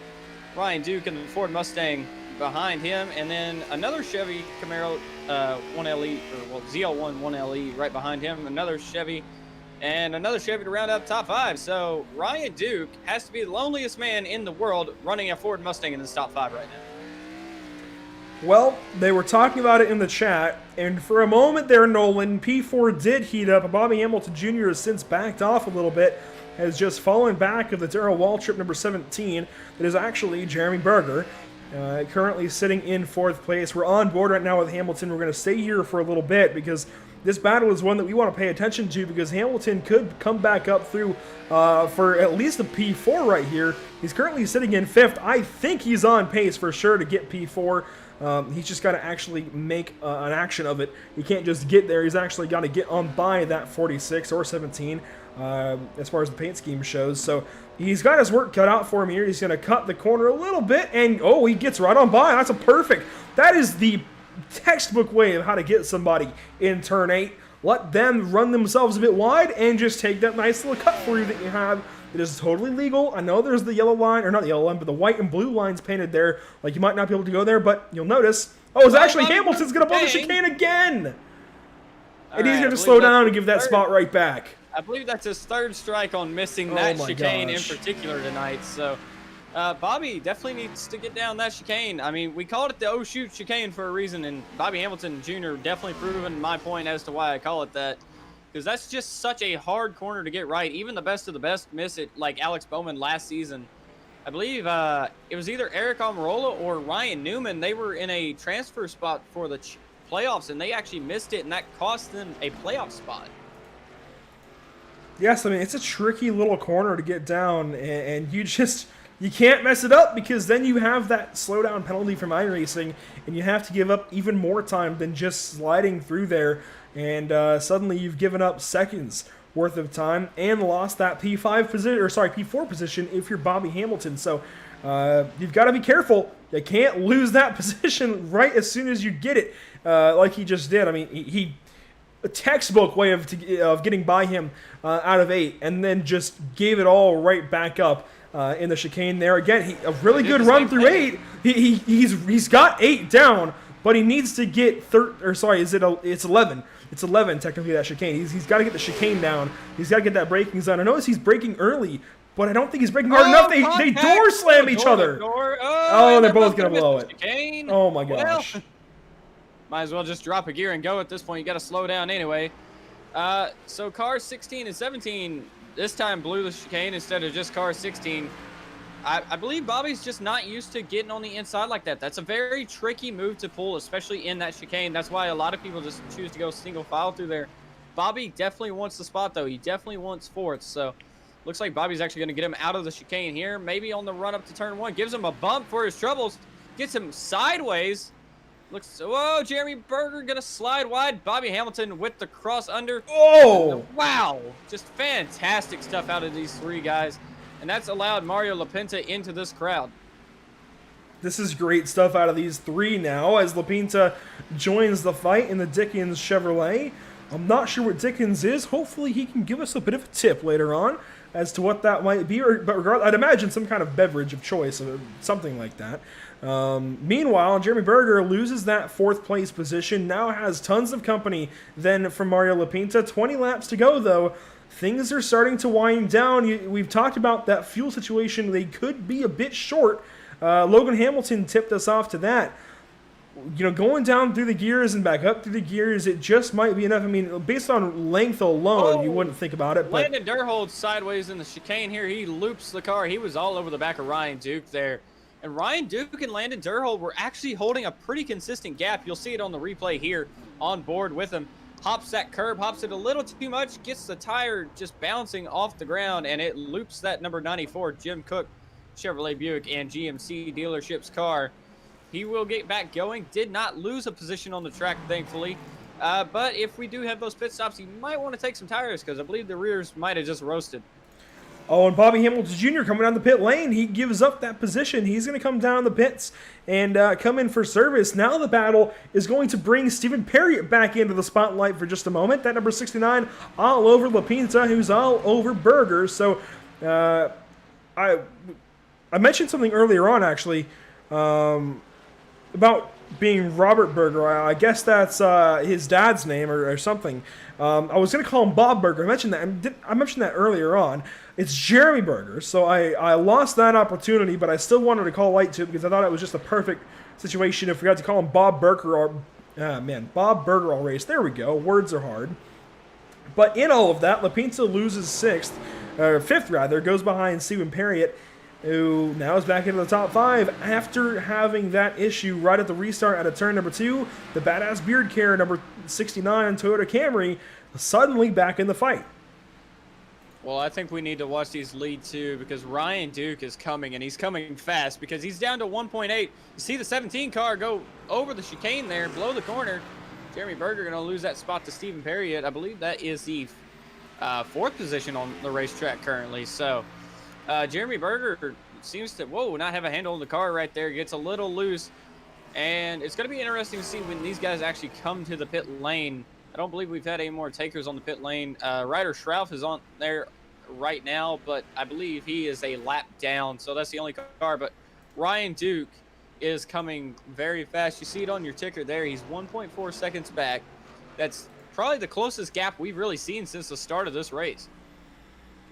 Yeah, for the lead for sure. Aside from the 1 lap battle that you have, somebody maybe looking like they're going to try and challenge Hamilton, it just hasn't worked out so far. Logan Hamilton just has this place down, and is really giving these guys he's only got 4 starts to his name, but 2 top 5s and 3 top 10s in that time. So his history here with the L-TAC Racing League, not very rich, but I mean, 50% of the time he's in the top 5, and he's going to make that 60% of the time tonight. From the way things are looking, he's looking like he's going to lead every single lap if he keeps this up. Maybe minus 1 or 2 given the pit cycle, however that works out. But we say all this, I talk him up a bit, and then Ryan Duke has closed that gap now under 1 second. Yeah, Ryan Duke coming very strong in that number 93 Kodiak car. I'm so used to that being the 92. I guess because I'm stuck in the year 2001. I mean, I've been running the 87 cars too much. I'm stuck in the past now at this point. There's no coming back. Logan Hamilton, though, in a more current car, definitely has lost that ground that he's had all race long to these guys. Ryan Duke just hounding him at this point, knocking tenths or seconds away. The gap does gain a little bit right there, but it will probably come back in the NASCAR section of the track like we've seen it come back. So now 17, more like 16 2/3 of a lap to go for these drivers. And they've got to start wondering when they're going to pit and planning out their pit strategy from here on out. Because, well, we already saw Bobby Hamilton Jr. come down the pit lane. And now we got to force them here. One of these cars not for position because that's Shroud from this thing. And wow, the 69 Period has even more damage. He doesn't have a nose on that car. I don't know what Eric Almirola? Aerodynamic or cooling advantage that car would have, but it definitely can't have an advantage on turning it all. So whatever Steven knows that we don't, he's definitely trying right now. Well, what it will do is help him keep those front tires cool, so that might make a difference. I'm not so sure. I think that's what helped Martin Truex Jr. win at Martinsville a few weeks back in the real world. I'm not so sure what that'll do here in the sim, though, as Perriott has no front end. You can see the whole radiator and everything, the bumper bars completely exposed. I don't think it's going to help him because if he punched somebody with that front end, he probably incurred some engine damage as well. So I'd imagine that car is certainly worse for wear. He's going to lose that spot up on the oval. I guess he's better in the infield, just worse on the oval because of the damage he's got. Yeah, that'll definitely hurt the aero when they get up to the higher speeds of the oval, but it'll definitely it won't really make a difference on the slower section of this track because of how these cars already have like no downforce on them because of the low downforce package for the road course this season. After a lot of drivers in the Cup Series complained about not being able to pass or anything with the high downforce. Rightly so. Well, if you're a Chase Elliott fan, you loved it, so I definitely loved it. But whoa, Logan Hamilton very loose there in NASCAR 1 and 2. He's trying to get every tenth he can to try to gap Ryan Duke once again. The gap's actually gone up to 1.1 seconds. But a big moment there by Logan. He was able to save the car, but Ryan Duke still keeping that pace very consistent. Yeah, Ryan Duke definitely putting the pressure here on Logan Hamilton, who we've seen go unchallenged through 2 stages earlier on. Now suddenly has something to think about other than just his race strategy. He's got to start thinking about, how much time he's giving up in a corner here or corner there. He can't give too much up or suddenly he's going to have company. The Kodiak 93 starting to look like he's got something for race leader Logan Hamilton. I didn't think we'd be saying that, honestly. I didn't think we were going to have anybody challenge for this race lead, but suddenly it's looking like we might have a decent race for the win on our hands. Well, I've been looking at the last few lap times here, and it looks like Ryan Duke has actually outpaced Logan Hamilton on most of those laps. The last 2 lap times, Ryan Duke was a 127.379 to Logan Hamilton's 127.967. So those 2 cars definitely in the 127 bracket right now. 2 of the fastest cars on the circuit, but I think Ryan Duke's got the better of the 2 cars. Duke's certainly looking better here on the long run, which he might have practiced for, honestly. He might have wanted to be better here on this long run. I think that's the way you do it, too. I mean, wouldn't you want to be better on the long run, especially when we have this long run to the end? Like those stages, sure, they're great for points and such, but when it all comes down to it, you want that race win. That's what matters the most, right? That punches your ticket guaranteed to the next round of the playoffs. So if you're Ryan Duke, you want to do it that way. You want to be good on that long run and put the pressure here on the race leader, Logan Hamilton. So doing it the right way. That is the number 93. We'll see if he can actually challenge him, though, as Hamilton's going to come down the pit lane. Possible strategy move here from Hamilton, but it could work out in Ryan Duke's favor depending on how he gets to the pit lane here. You definitely got to think Ryan's got to pit here soon. But it'll be interesting to see what they do tire-wise, because really you want to get all the fuel in the car, but you definitely need to make a decision on if you're going to take tires or not. Try to gain as much time as possible and just kind of keep a larger gap to everybody, because you got to think some of these guys will take tires. So it's really a mental game here for Logan Hamilton. What does he want to do? You see the left side going up there for Logan. Stephen Perry on pit lane, going to maybe take a fast repair if he hasn't already. Not so sure what has happened to that 69, but he may get his little cooling situation hindered. We'll see. Yep, that car fast fixes to the badass beard carrier, looking pretty badass once more. Ryan Duke going to assume the race lead out of turn 8, so he's going to upset that perfect race then for Logan Hamilton. But again, winning matters more, and Logan Hamilton, I think, is now set up better, considering he pitted at least a lap earlier here than Ryan Duke. I think that's going to matter a ton. Of course, if you're first down the pit lane, you're going to have better tires right away. You're going to be able to gap whoever you were racing. So, honestly, I think by strategy, Logan Hamilton certainly has a leg up right now. Well, we'll see right here if Ryan Duke does respond to that. And he's getting on the brakes. He's slowing down, He's yep. the pit lane. So, this is Ryan Duke's answer to Logan Hamilton. Getting hard on the brakes there. I believe the pit speed is 40 miles an hour here at the Charlotte Roval. I was reading pace car speed there for a second. They're almost similar. So 40 miles an hour, do not want to speed. Ryan Duke coming to his pit stall, and it's going to be interesting to see where he comes out here.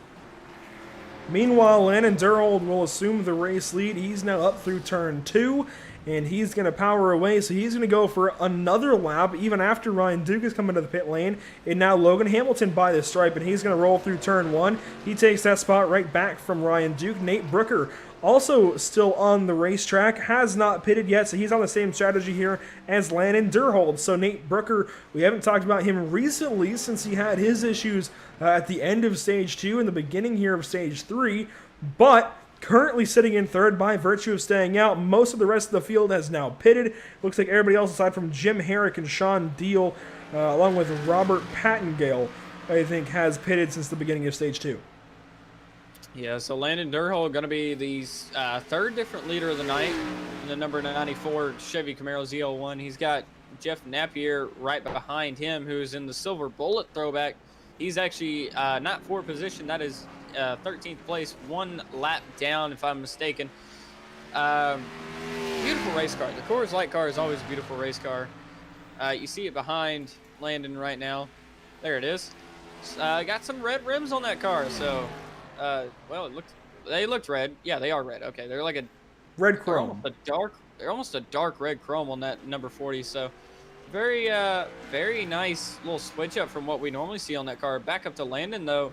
Looks like he's just kind of consistently pacing himself around this 2.28 mile track, just to try to get as much as he can out of that race car. I think he's going for that bonus point. If they serve a bonus point for the lap led, I would imagine so. I don't know why else he would still be on the racetrack, considering you're good to go on fuel at this point. And Napier's going to go around, and he's going to nail that inside wall as well. The infield section. He gets it back rolling. Here comes Hamilton, though. Will he slow him up at all? No, he's going to get up out of the way. So nice conduct there from the 40 of Napier. Even after going around, gets up out of the way of Hamilton. Nate Brooker rounding out your top 3 right now. He's on the same strategy, it looks like, as Durhold. And now a new fastest lap out of Stephen Perry. Yeah, that number 69 badass beard carrier. That car... Oh, he's going to wreck. Well, he almost hung on to it. A little left side damage. In the world of Formula Drift, that's nothing. So that car will keep on rolling. Definitely depend. I don't think he got any damage at all on the left side of that. It doesn't look like it's bent in any form. So badass beard carrier machine. You see him kind of got in a little hot there into the Roval section. You see from the onboard here. From the roll bar of Stephen Perry, just comes in here. Whoa! Looks like the car loaded to the left side a little bit. Got a little loose. Just barely grazed that tire barrier. It'll buff right out after they get on to after the race. That'll buff right out and pass inspection still. So See Perriott now going around Ryder Strauss for, I don't think that's for position. I believe Ryder is actually a lap down. Yes, he is. Landon Durhold on the pit lane now. Logan Hamilton takes back the race lead. So Landon Durhold finally comes in for service. The driver that started third place now is going to drop down the running order just a bit. Nate Brooker going to follow. No! Brooker stays out. He's going to stay in third place. He's now been passed by Ryan Duke. And you know how I mentioned Logan Hamilton was set up pretty darn well for this run to the end? The gap between Hamilton and Duke now 7 seconds. That's why it's so important to be on pit lane first. Now, I believe Logan actually took 2 tires on his stop. Did he really? That's what it looked like. He did, wow. I only saw the left side go up on that race car. Never mind. I'll eat my words because, yeah, that was only an 8.2 second pit stop to Duke's 14.6. Yeah, I was wondering where he got all that time from, and then I remembered I only saw the left side go up on that number 12 machine. And Logan's actually pretty slow through the chicane. I mean, it's a very slow corner, but he looked abnormally slow through there that time. So it'll be interesting to see if Ryan can actually chase him back down. That's a very, very interesting strategy there from Logan Hamilton. We'll see if it works out or not. Hopefully it does for his sake, but at the same time, I'd like to see his battle heat up, especially with the mismatch in tires. So Ryan Duke, go get him, my guy. He's going to cross the start-finish line now about 6 seconds behind. We'll see if he can reel him in. I mean, he's making up some big time. That last lap, that was a 2-second difference between those 2 laps. Ryan Duke with a 124.409 to Logan Hamilton's 126.092. So a major difference between those 2 race cars. And I only expect more. Wow, Ryan Duke getting a little sideways there. We've had a lot of Formula Drift auditions tonight. I still think Chris Horn will take the cake, though. I want to mention Nate Brooker still on the racetrack, has not come in for service just yet. So you're around 30 lap final stage here. He is now split up into, well, just one 20-lap stage so far. We'll see when he comes down the pit lane. I'd imagine he would do so soon, considering you can't be waiting on a caution, because we're not going to get one. iRacing cautions on road courses are almost impossible, if not impossible, to trigger, so you have to have an admin throw it. I doubt we're going to have that happen. These guys very spread out at this point, and 3 cars have parked. 4 cars have parked. Mitchell Goosens, the better of those 4 in 16th place, 11 laps down. Christopher Lewis, 17 laps down in 17th. And then Chris Horn and Chris Mathis have both parked it for the evening, 27 and 36 laps down, respectively. And finally, Brooker is going to come down the pit lane and get service. Well, that gap is now 4 seconds between these 2 cars. Ryan Duke is on an absolute tear on those 4 fresh Mr. Feelgoods. He's got 9 laps to do it. And I guess the real question is, Andrew, can he do it? Absolutely. If he's doing it 2 seconds a lap, he's going to get there not the next time but probably the lap after. Or, well, he'll still be about a second and a half behind him this next time at the stripe or thereabouts, somewhere in that range, maybe 2 seconds. So about a lap's time after that. So after the chicane, the next lap around, just going off of, mathematics, I guess, if you will, he should get there in about a lap and a half. Well, Ryan Duke, definitely one of the guys. I don't think either of us picked him to actually win this race. No. Because I picked Perriott and Hamilton, and I believe you picked Bobby Hamilton Jr. and Lapinsa, and that's not working out right now. Granted, Bobby Hamilton Jr. is in your top 3 now. Yeah, Bobby got up to 3rd after that short pit strategy that he went with. Your pole sitter, I cannot words right now. Logan Hamilton, though, I believe Ryan Duke is still a little ways back. It's down to 3 seconds now, though. So with 9 laps to go, coming to 8 laps to go now, Ryan Duke still closing that gap.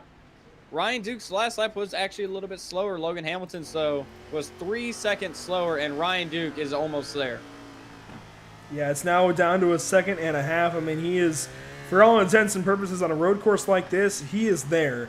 He's now in the mirror of Logan Hamilton, is starting to put that pressure on. I hope Mama Hamilton is doing her best to calm him down right now, make sure he hits all of his marks, and just keeps a nice green, clean run to the end here. A little bit of blinking there up over the hill, but no harm, no foul. He's going to keep going now through 7. He's definitely sideways. That 12 is not handling quite right. Well, he must be nervous now because he's really trying to just get that car up to speed and get going. But Ryan Duke, with 3 seconds more, he's going to get him here in the next straightaway or two because he is just charging in the number 93 Kodiak machine. And you mentioned green being a bad luck color, but he might just win this thing. So, over the curbs now in the oh shoot chicane, Ryan Duke all over the back bumper. You see the onboard there. He is all over the back bumper of Logan Hamilton. And it might just be a drag race to see who leads this lap. It's going to be tough for Hamilton to hang on right here. And I said, out of the chicane the next time by. And that's exactly where he got right up to him, right on the chicane. And now, through the final chicane of the lap, he's going to get right to the back end. Oh, whoa! Hamilton sideways. He's going to give up P1 right there into turn 1. He's trying to hang on the outside, though. He's pinching him off into 1. He's keeping him honest as well out of turn 1. Oh, and he finally throws that car sideways, loses the rest of that time, and is going to let Ryan Duke pull away with the race lead. So new race leader, Ryan Duke, the number 93 Kodiak Stacy Compton throwback. I guess I would like to see a car as old as me win. It makes me feel pretty good that I'm as old as a car that finally won. So Ryan Duke now in the green machine out front. Update on the other green machines. Bobby Hamilton Jr. has slipped back to 4th. He's got a little bit of green on his car. Mario Lapinta is in 5th. Next green machine out of the field here. Well, I can't find him. Oh, Sean Deal, he is up to the 10th spot. So, green cars seem to be taking charge now here in the top 5. Yeah, well, kind of, at least for the race lead. I wouldn't classify Bobby Hamilton's car as green. It has green on it, but he's hanging on to a respectable 4th place. I think those old tires, I mean, it's a difference, at least to Landon Durhold, of 8 laps. So that's exactly why Durhold got on by him without issue and has since just pulled away to a pretty big gap as well. And even back to Mario Lapinta, that's a 6-lap difference. So tires are a premium here at the Charlotte Motor Speedway Roval, and it's being proven. I mean, the proof is in the pudding, quite honestly. I mean, Logan Hamilton only taking those 2 tires, I mean, he just couldn't hang, realistically. He just could not hang with Ryan Duke. There's no other way to put it. It was a great attempt at a strategy, but I think he should have just taken 4. He probably would have been a whole lot better off. Yeah, only taking those 2 left side tires definitely did not work out in his favor. I think they would have been equal had he actually taken the 4 tires, because that's where he made up all the time, was that 7 seconds of not changing. Yeah, I mean, they could have raced it, and he was faster than Ryan Duke. So I'm not really sure where that strategy came from, and unfortunately, I think it's going to cost him the race. I give him props for trying it, but I don't think he should have. Well, I mean, it gave him too much motivation when I told him being his own crew chief was the best option, because he might have gotten in his head, decided, hey, I'm going to try to take 2 tires here, and if it works, it works. It doesn't, it doesn't. And unfortunately for him, it does not work, at least at the Roval. It may work somewhere else, say Talladega, because that obviously will work since you're going flat-footed. But another track, it might work out in his favor, but unfortunately here at the Roval, it's definitely just not going to pay off. So Logan Hamilton loses the race lead by virtue of his own pit strategy. That gives the lead to Ryan Duke. Now 5 laps to go, about 11 miles or so, and Ryan Duke suddenly is looking pretty good. That's the one real lead change we've had. Well, actually, I think we've had 2, because Ryan Duke, or no, it would have been Durhold that took over the race lead, I believe. Yeah, Durhold took it over and then gave it on back to... Man, I don't even know. I've lost track at this point. Regardless, there you go. There's the information. 4 lead changes. We'll go with that number, and we'll add 1 for the lap 1 incident there with the 2 Hamiltons. Bobby Hamilton losing the lead to Logan Hamilton. But, yeah, otherwise, so 5 lead changes realistically. But it's been really exciting these last few laps. Well, I do want to mention Ryan Duke actually did lead during the pit cycles. So That's right. That's right. Ryan Duke was already one of our leaders. We've had 4 lead changes between 3 different drivers tonight. You can see it on your screen. 2 cautions for 6 laps. Those were both the stage-ending cautions. So no in-race yellows tonight, it looks like. We are in Concord. Definitely not actually Charlotte. We call it Charlotte, but it's actually in Concord. So don't get your maps confused when you're trying to get down here, because it's a beautiful area, honestly, around the Charlotte metropolitan area and the Concord town. So if you're ever in North Carolina, definitely recommend paying a visit over here. Check out all the race teams. Check out the speedway itself. And if you go down to Charlotte, check out the Hall of Fame because the area is just really nice. And if you're a race fan, you will absolutely love it.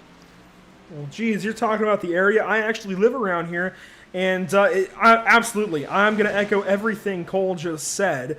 There's also some great shopping in the Concord area, literally maybe a mile from the racetrack. If you just go down Bruton Smith Boulevard, you're going to find the Concord Mills Mall. Great stuff in there, all kinds of great restaurants as well. They just put a Krispy Kreme in down the road. Krispy Kreme, gosh. But yeah, they put a Krispy Kreme in there, so that's dangerous if you're like me and just love donuts or anything good. Realistically, they've got some great restaurants though. Twin Peaks, that's one that comes to mind. There's definitely other. I can't think right now, but there's the Ale House down there. There's so many great places to go and eat. Just go spend some time. And again, go shopping. There's a massive Bass Pro Shops too. So if you're like me and just want to go waste some time at Bass Pro, believe me, you can. I can confirm that is pretty large. I went to Charlotte back in 2010, and I don't think I've seen a bigger Bass Pro since. Yep, and you've got the Lionel store there in the Concord Mills Mall. You've got, I mean, you're in driving distance to even downtown Concord and all the race shops in the area. The NASCAR Hall of Fame, like you mentioned, and the rest of downtown Charlotte, a beautiful place to go visit. And even the race shops that are outside of Concord and Charlotte, you've just, like I mentioned at the start of the show, a run down I-77 and I-485, it's just the opposite. 485 to 77, just go 20 minutes, and suddenly you're in Mooresville, North Carolina. You've got tons of shops around you, including Junior Motorsports and Team Penske and several others.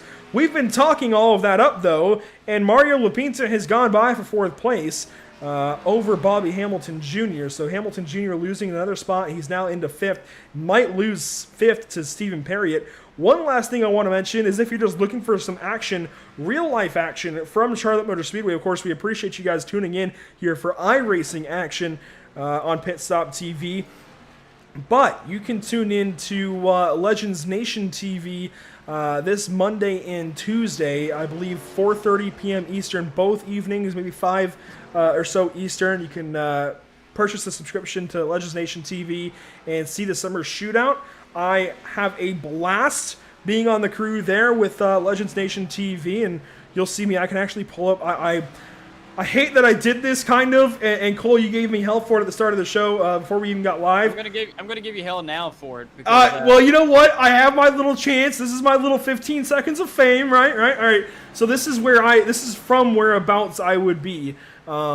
Getting to point a camera at race cars. I'll be pointing it at Legends and Bandoleros, though, Monday and Tuesday. So you should definitely tune in. We'll have the live look in on Legends Nation and Pit Road TV and some other stuff.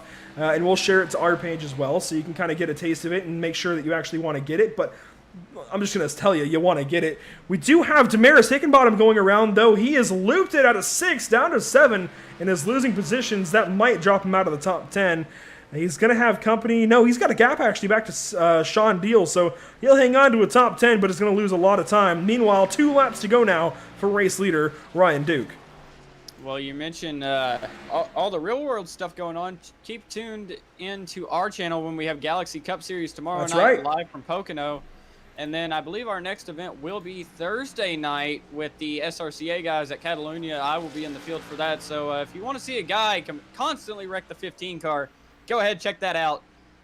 Hopefully it does not reflect my gateway performance because that was pretty disappointing. But Ryan Duke taking the chicane, or the backstretch chicane here for the penultimate time. Going to lock the brakes up. No worries, though, because he's put on such a gap at this point. It is a 5-second gap back to Logan Hamilton, who we thought was actually going to win this race. And unfortunately, that pit stop just completely killed all the momentum he had. Landon Durnhold looks like he's got third wrapped up for right now. Mario Pinta, coming off of NASCAR Turn 2, going to be in 4th place. He's quite a ways back from Landon Durnhold. He's about 10 seconds back. Fast forward about 3 seconds back, 6 seconds actually back from that will be Stephen Perriott and Bobby Hamilton. Whoa! Jr. My gosh, Berger! He just Slide repaid a favor to Bobby Hamilton Jr., and I've never seen a pass go so wrong, yet so right in any corner, let alone the backstretch chicane here at Charlotte. That was impressive that Jeremy hung on to that one. He makes the pass then to Bobby Hamilton Jr. That is for 6th, but they're coming to the white flag this time by. Ryan Duke has already taken it. He's up over the hill for 6th, and he's going to be coming around in about a mile and a half or so to a race win. And I gotta say, this is impressive that he has hung on to this thing and he put the pressure on. Given he has a tire advantage over Logan Hamilton, still he put the pressure on in the right time and made Logan Hamilton crack like that under pressure, and has since pulled away. To stay in it and not make a mistake while he was trying to pressure him even before the pit stops is impressive, and is why he's going to end up tonight a race winner. Well, I do want to go back to that little pass Jeremy Berger pulled. Bobby Hamilton Jr. was not happy about that because that was a bit of a slide job. We don't usually see those on a road course, but coming through the last turn now, one more chicane to go. As long as you don't blow this, you're going to win it. Ryan Duke through the last 2 corners, smooth as a cucumber, going to win here at the Charlotte Roval in the L-TAC Cup Series here. He wins it. The green car finally wins. Bad luck colors, I don't think they exist now. Logan Hamilton comes home second. You see Landon Durhold there, going to bring home the number 94 Jim Cook Chevrolet Buick GMC in third. And Mario LaPinta, who you picked to win, was actually going to get 4th. And I believe Stephen Perry will round out your top 5 tonight. And Jeremy Berger then will come home 6th after that ballsy pass on Bobby Hamilton Jr. that did not impress Bobby at all. And I can't blame him, but at the same time, it was rather impressive just that he hung on to it, because that was a lot of wheel hop out of the driver of the 46, yet he hung on to that thing, kept it straight. Meanwhile, Nate Brooker coming through NASCAR 3 and 4 for the final time tonight. He will complete his run and will finish, it looks like, in 8th. So I can't wait to see how these playoff standings look after round 18 of 23. Round 1, though, of the playoffs. Round 1 of 7. In fact, Jim Herrick comes across the line in 9th, and Damaris Hickenbottom, he had his spin a few laps ago, but he's still going to grind out a top 10. And you know what? I'll take it. For our 1 ounce of familiarity between leagues, Damaris Hickenbottom still comes home with a top 10. Is still equally impressive to me, and props to Damaris. I do want to say, though, this is currently unofficial, the race results, because I believe there is one incident the race director will be looking at after the race. I believe that, if I heard that right. So we will see what the actual order is after that incident's been reviewed. But for right now, that's your current top 10. Well, we will give these guys a chance to sort things out, and we'll hopefully have Ryan Duke. We do have Ryan Duke, in fact, in the broadcast waiting channel, so we'll go ahead and drag him in here. I'll go in the booth now. Oh, well, Ryan Duke, do you have a copy? Yes, sir. Well, Ryan, we saw that kind of battle between you and Logan Hamilton there. It works out in your favor, but it didn't look quite like it would early on. I think the tire mistake there for Logan works out for you, at least. We think he took 2 tires. Obviously, you still with the route of 4 tires, so explain the pit stop to us and how you got this race win. Well, I was catching him inch by inch before he pitted. I don't know if he was going easy on it. I wouldn't have, because you have to pit anyway. I was catching him pretty close, and then I noticed that he pit. So I was like, okay, I'm going to pit next lap. And then once I pit, I came out, and he was like 10 seconds ahead of me. And I told my my guys, I was like, why is he 10 seconds ahead? I was like, he must have taken, 2. He was like, they were like, yeah, maybe. And about 2 laps in, I got it from 10 seconds to 6, and I'm like, okay. So he must have taken 2, and then I got up to him, I tried to pass him as clean as I could, and I drove away from it. Well, fair enough. It all works out for the Kodiak number 93 in the end. Tell us about, though, you see Hamilton just dominate 2 stages in a row, completely gaps the field, and then suddenly you have a chance, and you're inching closer and closer even before that pit stop. What was your, strategy going into that 3rd stage? Honestly, I didn't think I had anything for him until I was catching him. I'm like, okay. I was giving myself more motivation, and I was like, okay, I'm going to get 4 tires and just try to wheel this thing. Well, And you did a great job of it. You only led 8 laps when it all came down to it, but most importantly, you led the final one. What does this mean, though, for the rest of the season? 6 races now left, and I'm going to double check my notes. You should be, I believe, you're in the playoffs, right? no, I'm No, new okay. to this league. This is Gotcha. my second race. I did win last week at Martinsville, but they took it away from me for practice purposes. So they took that away from me. So I mean, I thought my teammate Steven Parrott, he had a dominant car, and I guess he just overdrove it. It got to him, I guess. That's on the restarts. I kind of let him go because I knew I had nothing for him, and I knew he had something for Logan. Because we've been practicing all week together, and Logan's jumped in, and I seen them two battle it out, and I was like, well, I think Steven's the only one that has anything for him. Yeah, Steven was looking great there through the mid runnings of that stage, and then just ended up wrecking the car actually a couple of times. But he still gets a top 5 out of things, and I think that's a decent team day then for you to get the win and him to be 5th. I was wondering too, because we have the notes when we saw that the winner was just exempt on the list of results at Martinsville. Do you want to go into further detail about that, or you want to let that one sit? I was new, and the guys, the admins are really, really, really nice, and they were like, well, you know, you're supposed to practice laps. And I was like, okay. And I was like, how many laps? And they were like 70. And I'm like, well, I've only practiced 9 on this session. But earlier that week, Mike Jr. hosted a practice, and I didn't know about any of this practice stuff. And I ran a whole bunch of laps in there. I couldn't count. Maybe it's less than 70. But I was like, you know, I should be eligible, but it didn't go that way. But I'm not too worried about it because I was new, and there's still guys in the chase that, you know, got to get up there. But it's really cool to win again. Absolutely. It's always cool to win, especially after you have whatever troubles ahead, and sounds like just the way things go sometimes, but you back yourself up. A really good run here at Charlotte. So you're not in the playoffs. I could have sworn, maybe I was confusing you there with Sean, but regardless, a really good run, 6 races to go. How do you think your chances stack up for those? I'm a lot better at oval. I didn't think I'd be this good at this. Well, I'm decent. I just guess I put myself in a position that was better than a lot of other people. I think we're off next week, and I think we go to Bristol the week after. I'm pretty good at that track. So I guess we'll just see where it takes us.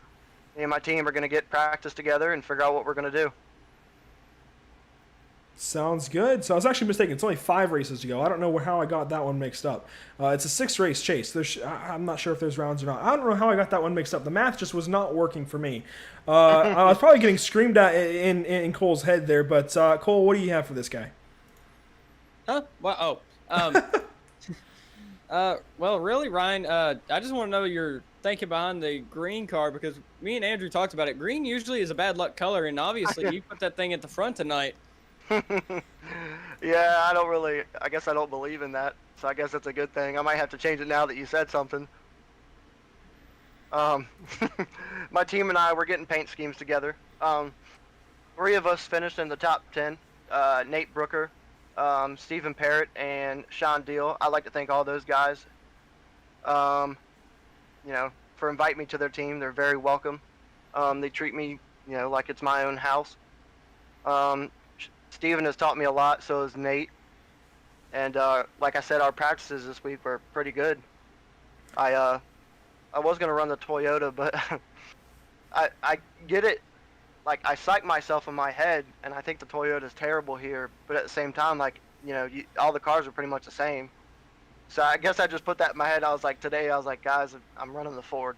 Because that's what before I joined this team, that's all I ran. All I ran as a Ford, you know, through seasons and seasons. So it's pretty cool to, you know, be on the podium up front and, you know, share it with my team. Well, usually driver preference does make you go a little bit faster, but before we let you get out of here, who do you got to thank for winning tonight?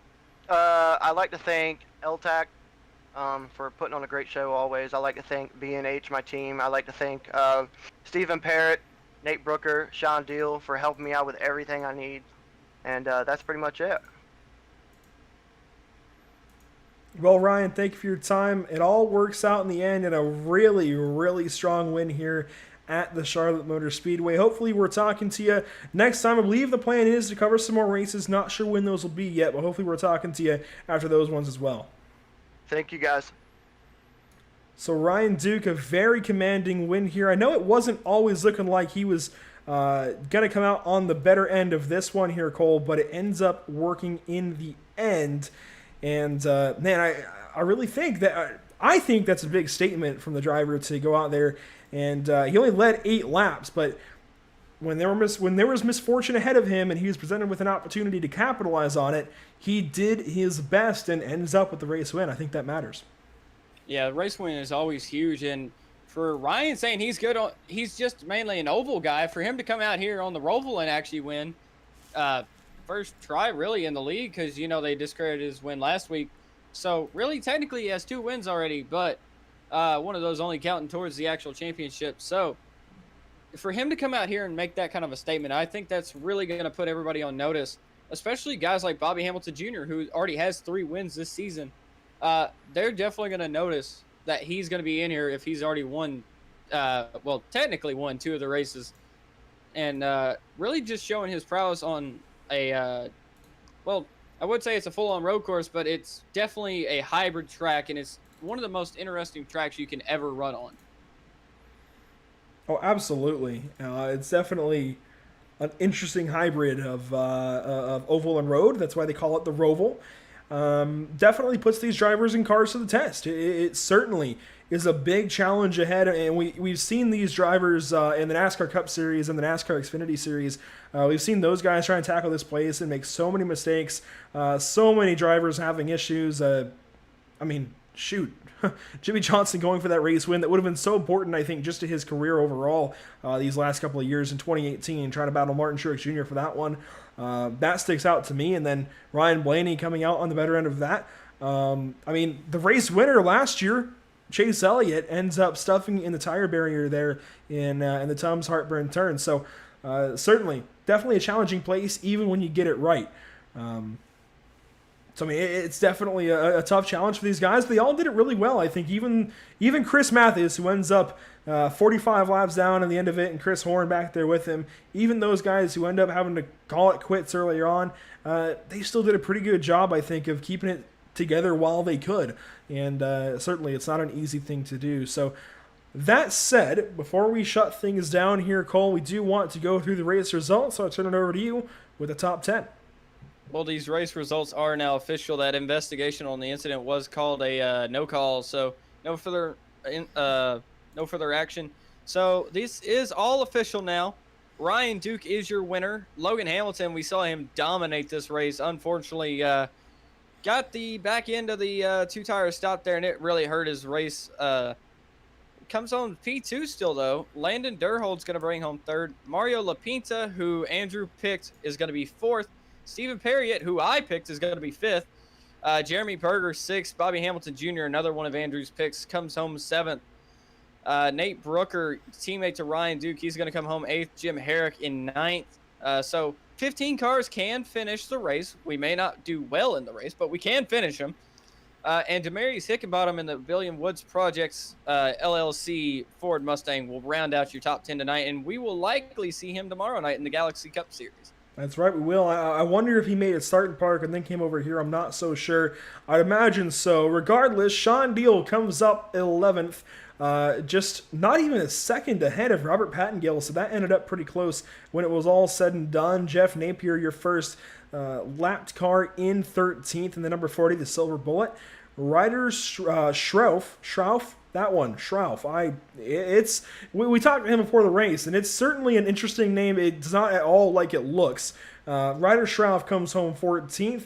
Mike Aiello then in 15th, 3 laps down. Then the 4 cars who did not finish this race. Mitchell Goosens in 16th, Christopher Lewis in 17th, Chris Horn in 18th, and Chris Mathis in 19th. Certainly would not be a good day if this was the Chris Cup Series. All 3 of those guys wrapping up the bottom of your running order. So definitely not a good day for the Chris's. But Cole, any closing thoughts here from Charlotte? Really just thanks to these guys for letting us come on board, broadcast this race, because this was definitely a fun race. A lot of interesting storylines as we went throughout the night. We had the first lap spin there by Bobby Hamilton Jr., which definitely set kind of the tone for his night because he was not able to climb back up through the field. He did get up to 7th place, I believe, officially. But after that, he was just not one of those top 3 cars we saw all night. And Logan Hamilton, just really a breakout performance there, leading the way so long. And I think if he would have just taken 4 tires there on that pit stop, he definitely would have had that race win. Absolutely. We do have a couple of people to thank here before it's all said and done. Obviously, the L-TAC Racing League for bringing us on, but also Permanent Makeup in Maine. When it comes to your appearance, you deserve the best care that money can buy. Here at Permanent Makeup and Cryo in Maine, the owner, Ashley Bullier, is a certified micropigmentation specialist. There we go. Try saying that 5 times fast. Who provides professional, safe, and personalized services. If you're looking for the best solutions for your permanent makeup concerns, give us a call today to book a consultation. You can contact us at permanentmakeupinmaine.com or call or text us at 207-358-8683. Again, that phone number is 207-358-8683. If you visit their Facebook page, Permanent Makeup and Cryo in Maine, you'll see that they do monthly giveaways and you can submit your entry and you just might win. Certainly worth it. Free stuff is great, isn't it, Cole? So we also want to thank Whiplash Media, of course, Pit Stop TV's new parent organization that specializes in various sim racing resources, including paint schemes, stream overlays, iRacing camera packs, and more. Whiplash Media is also working on its presence in real racing, such as photography, social media management, public relations, and more. You can go to whiplash-media.com for some more information there. Cole, it's been a great run tonight, but that'll conclude our coverage of the L-TAC Racing League from Charlotte Motor Speedway.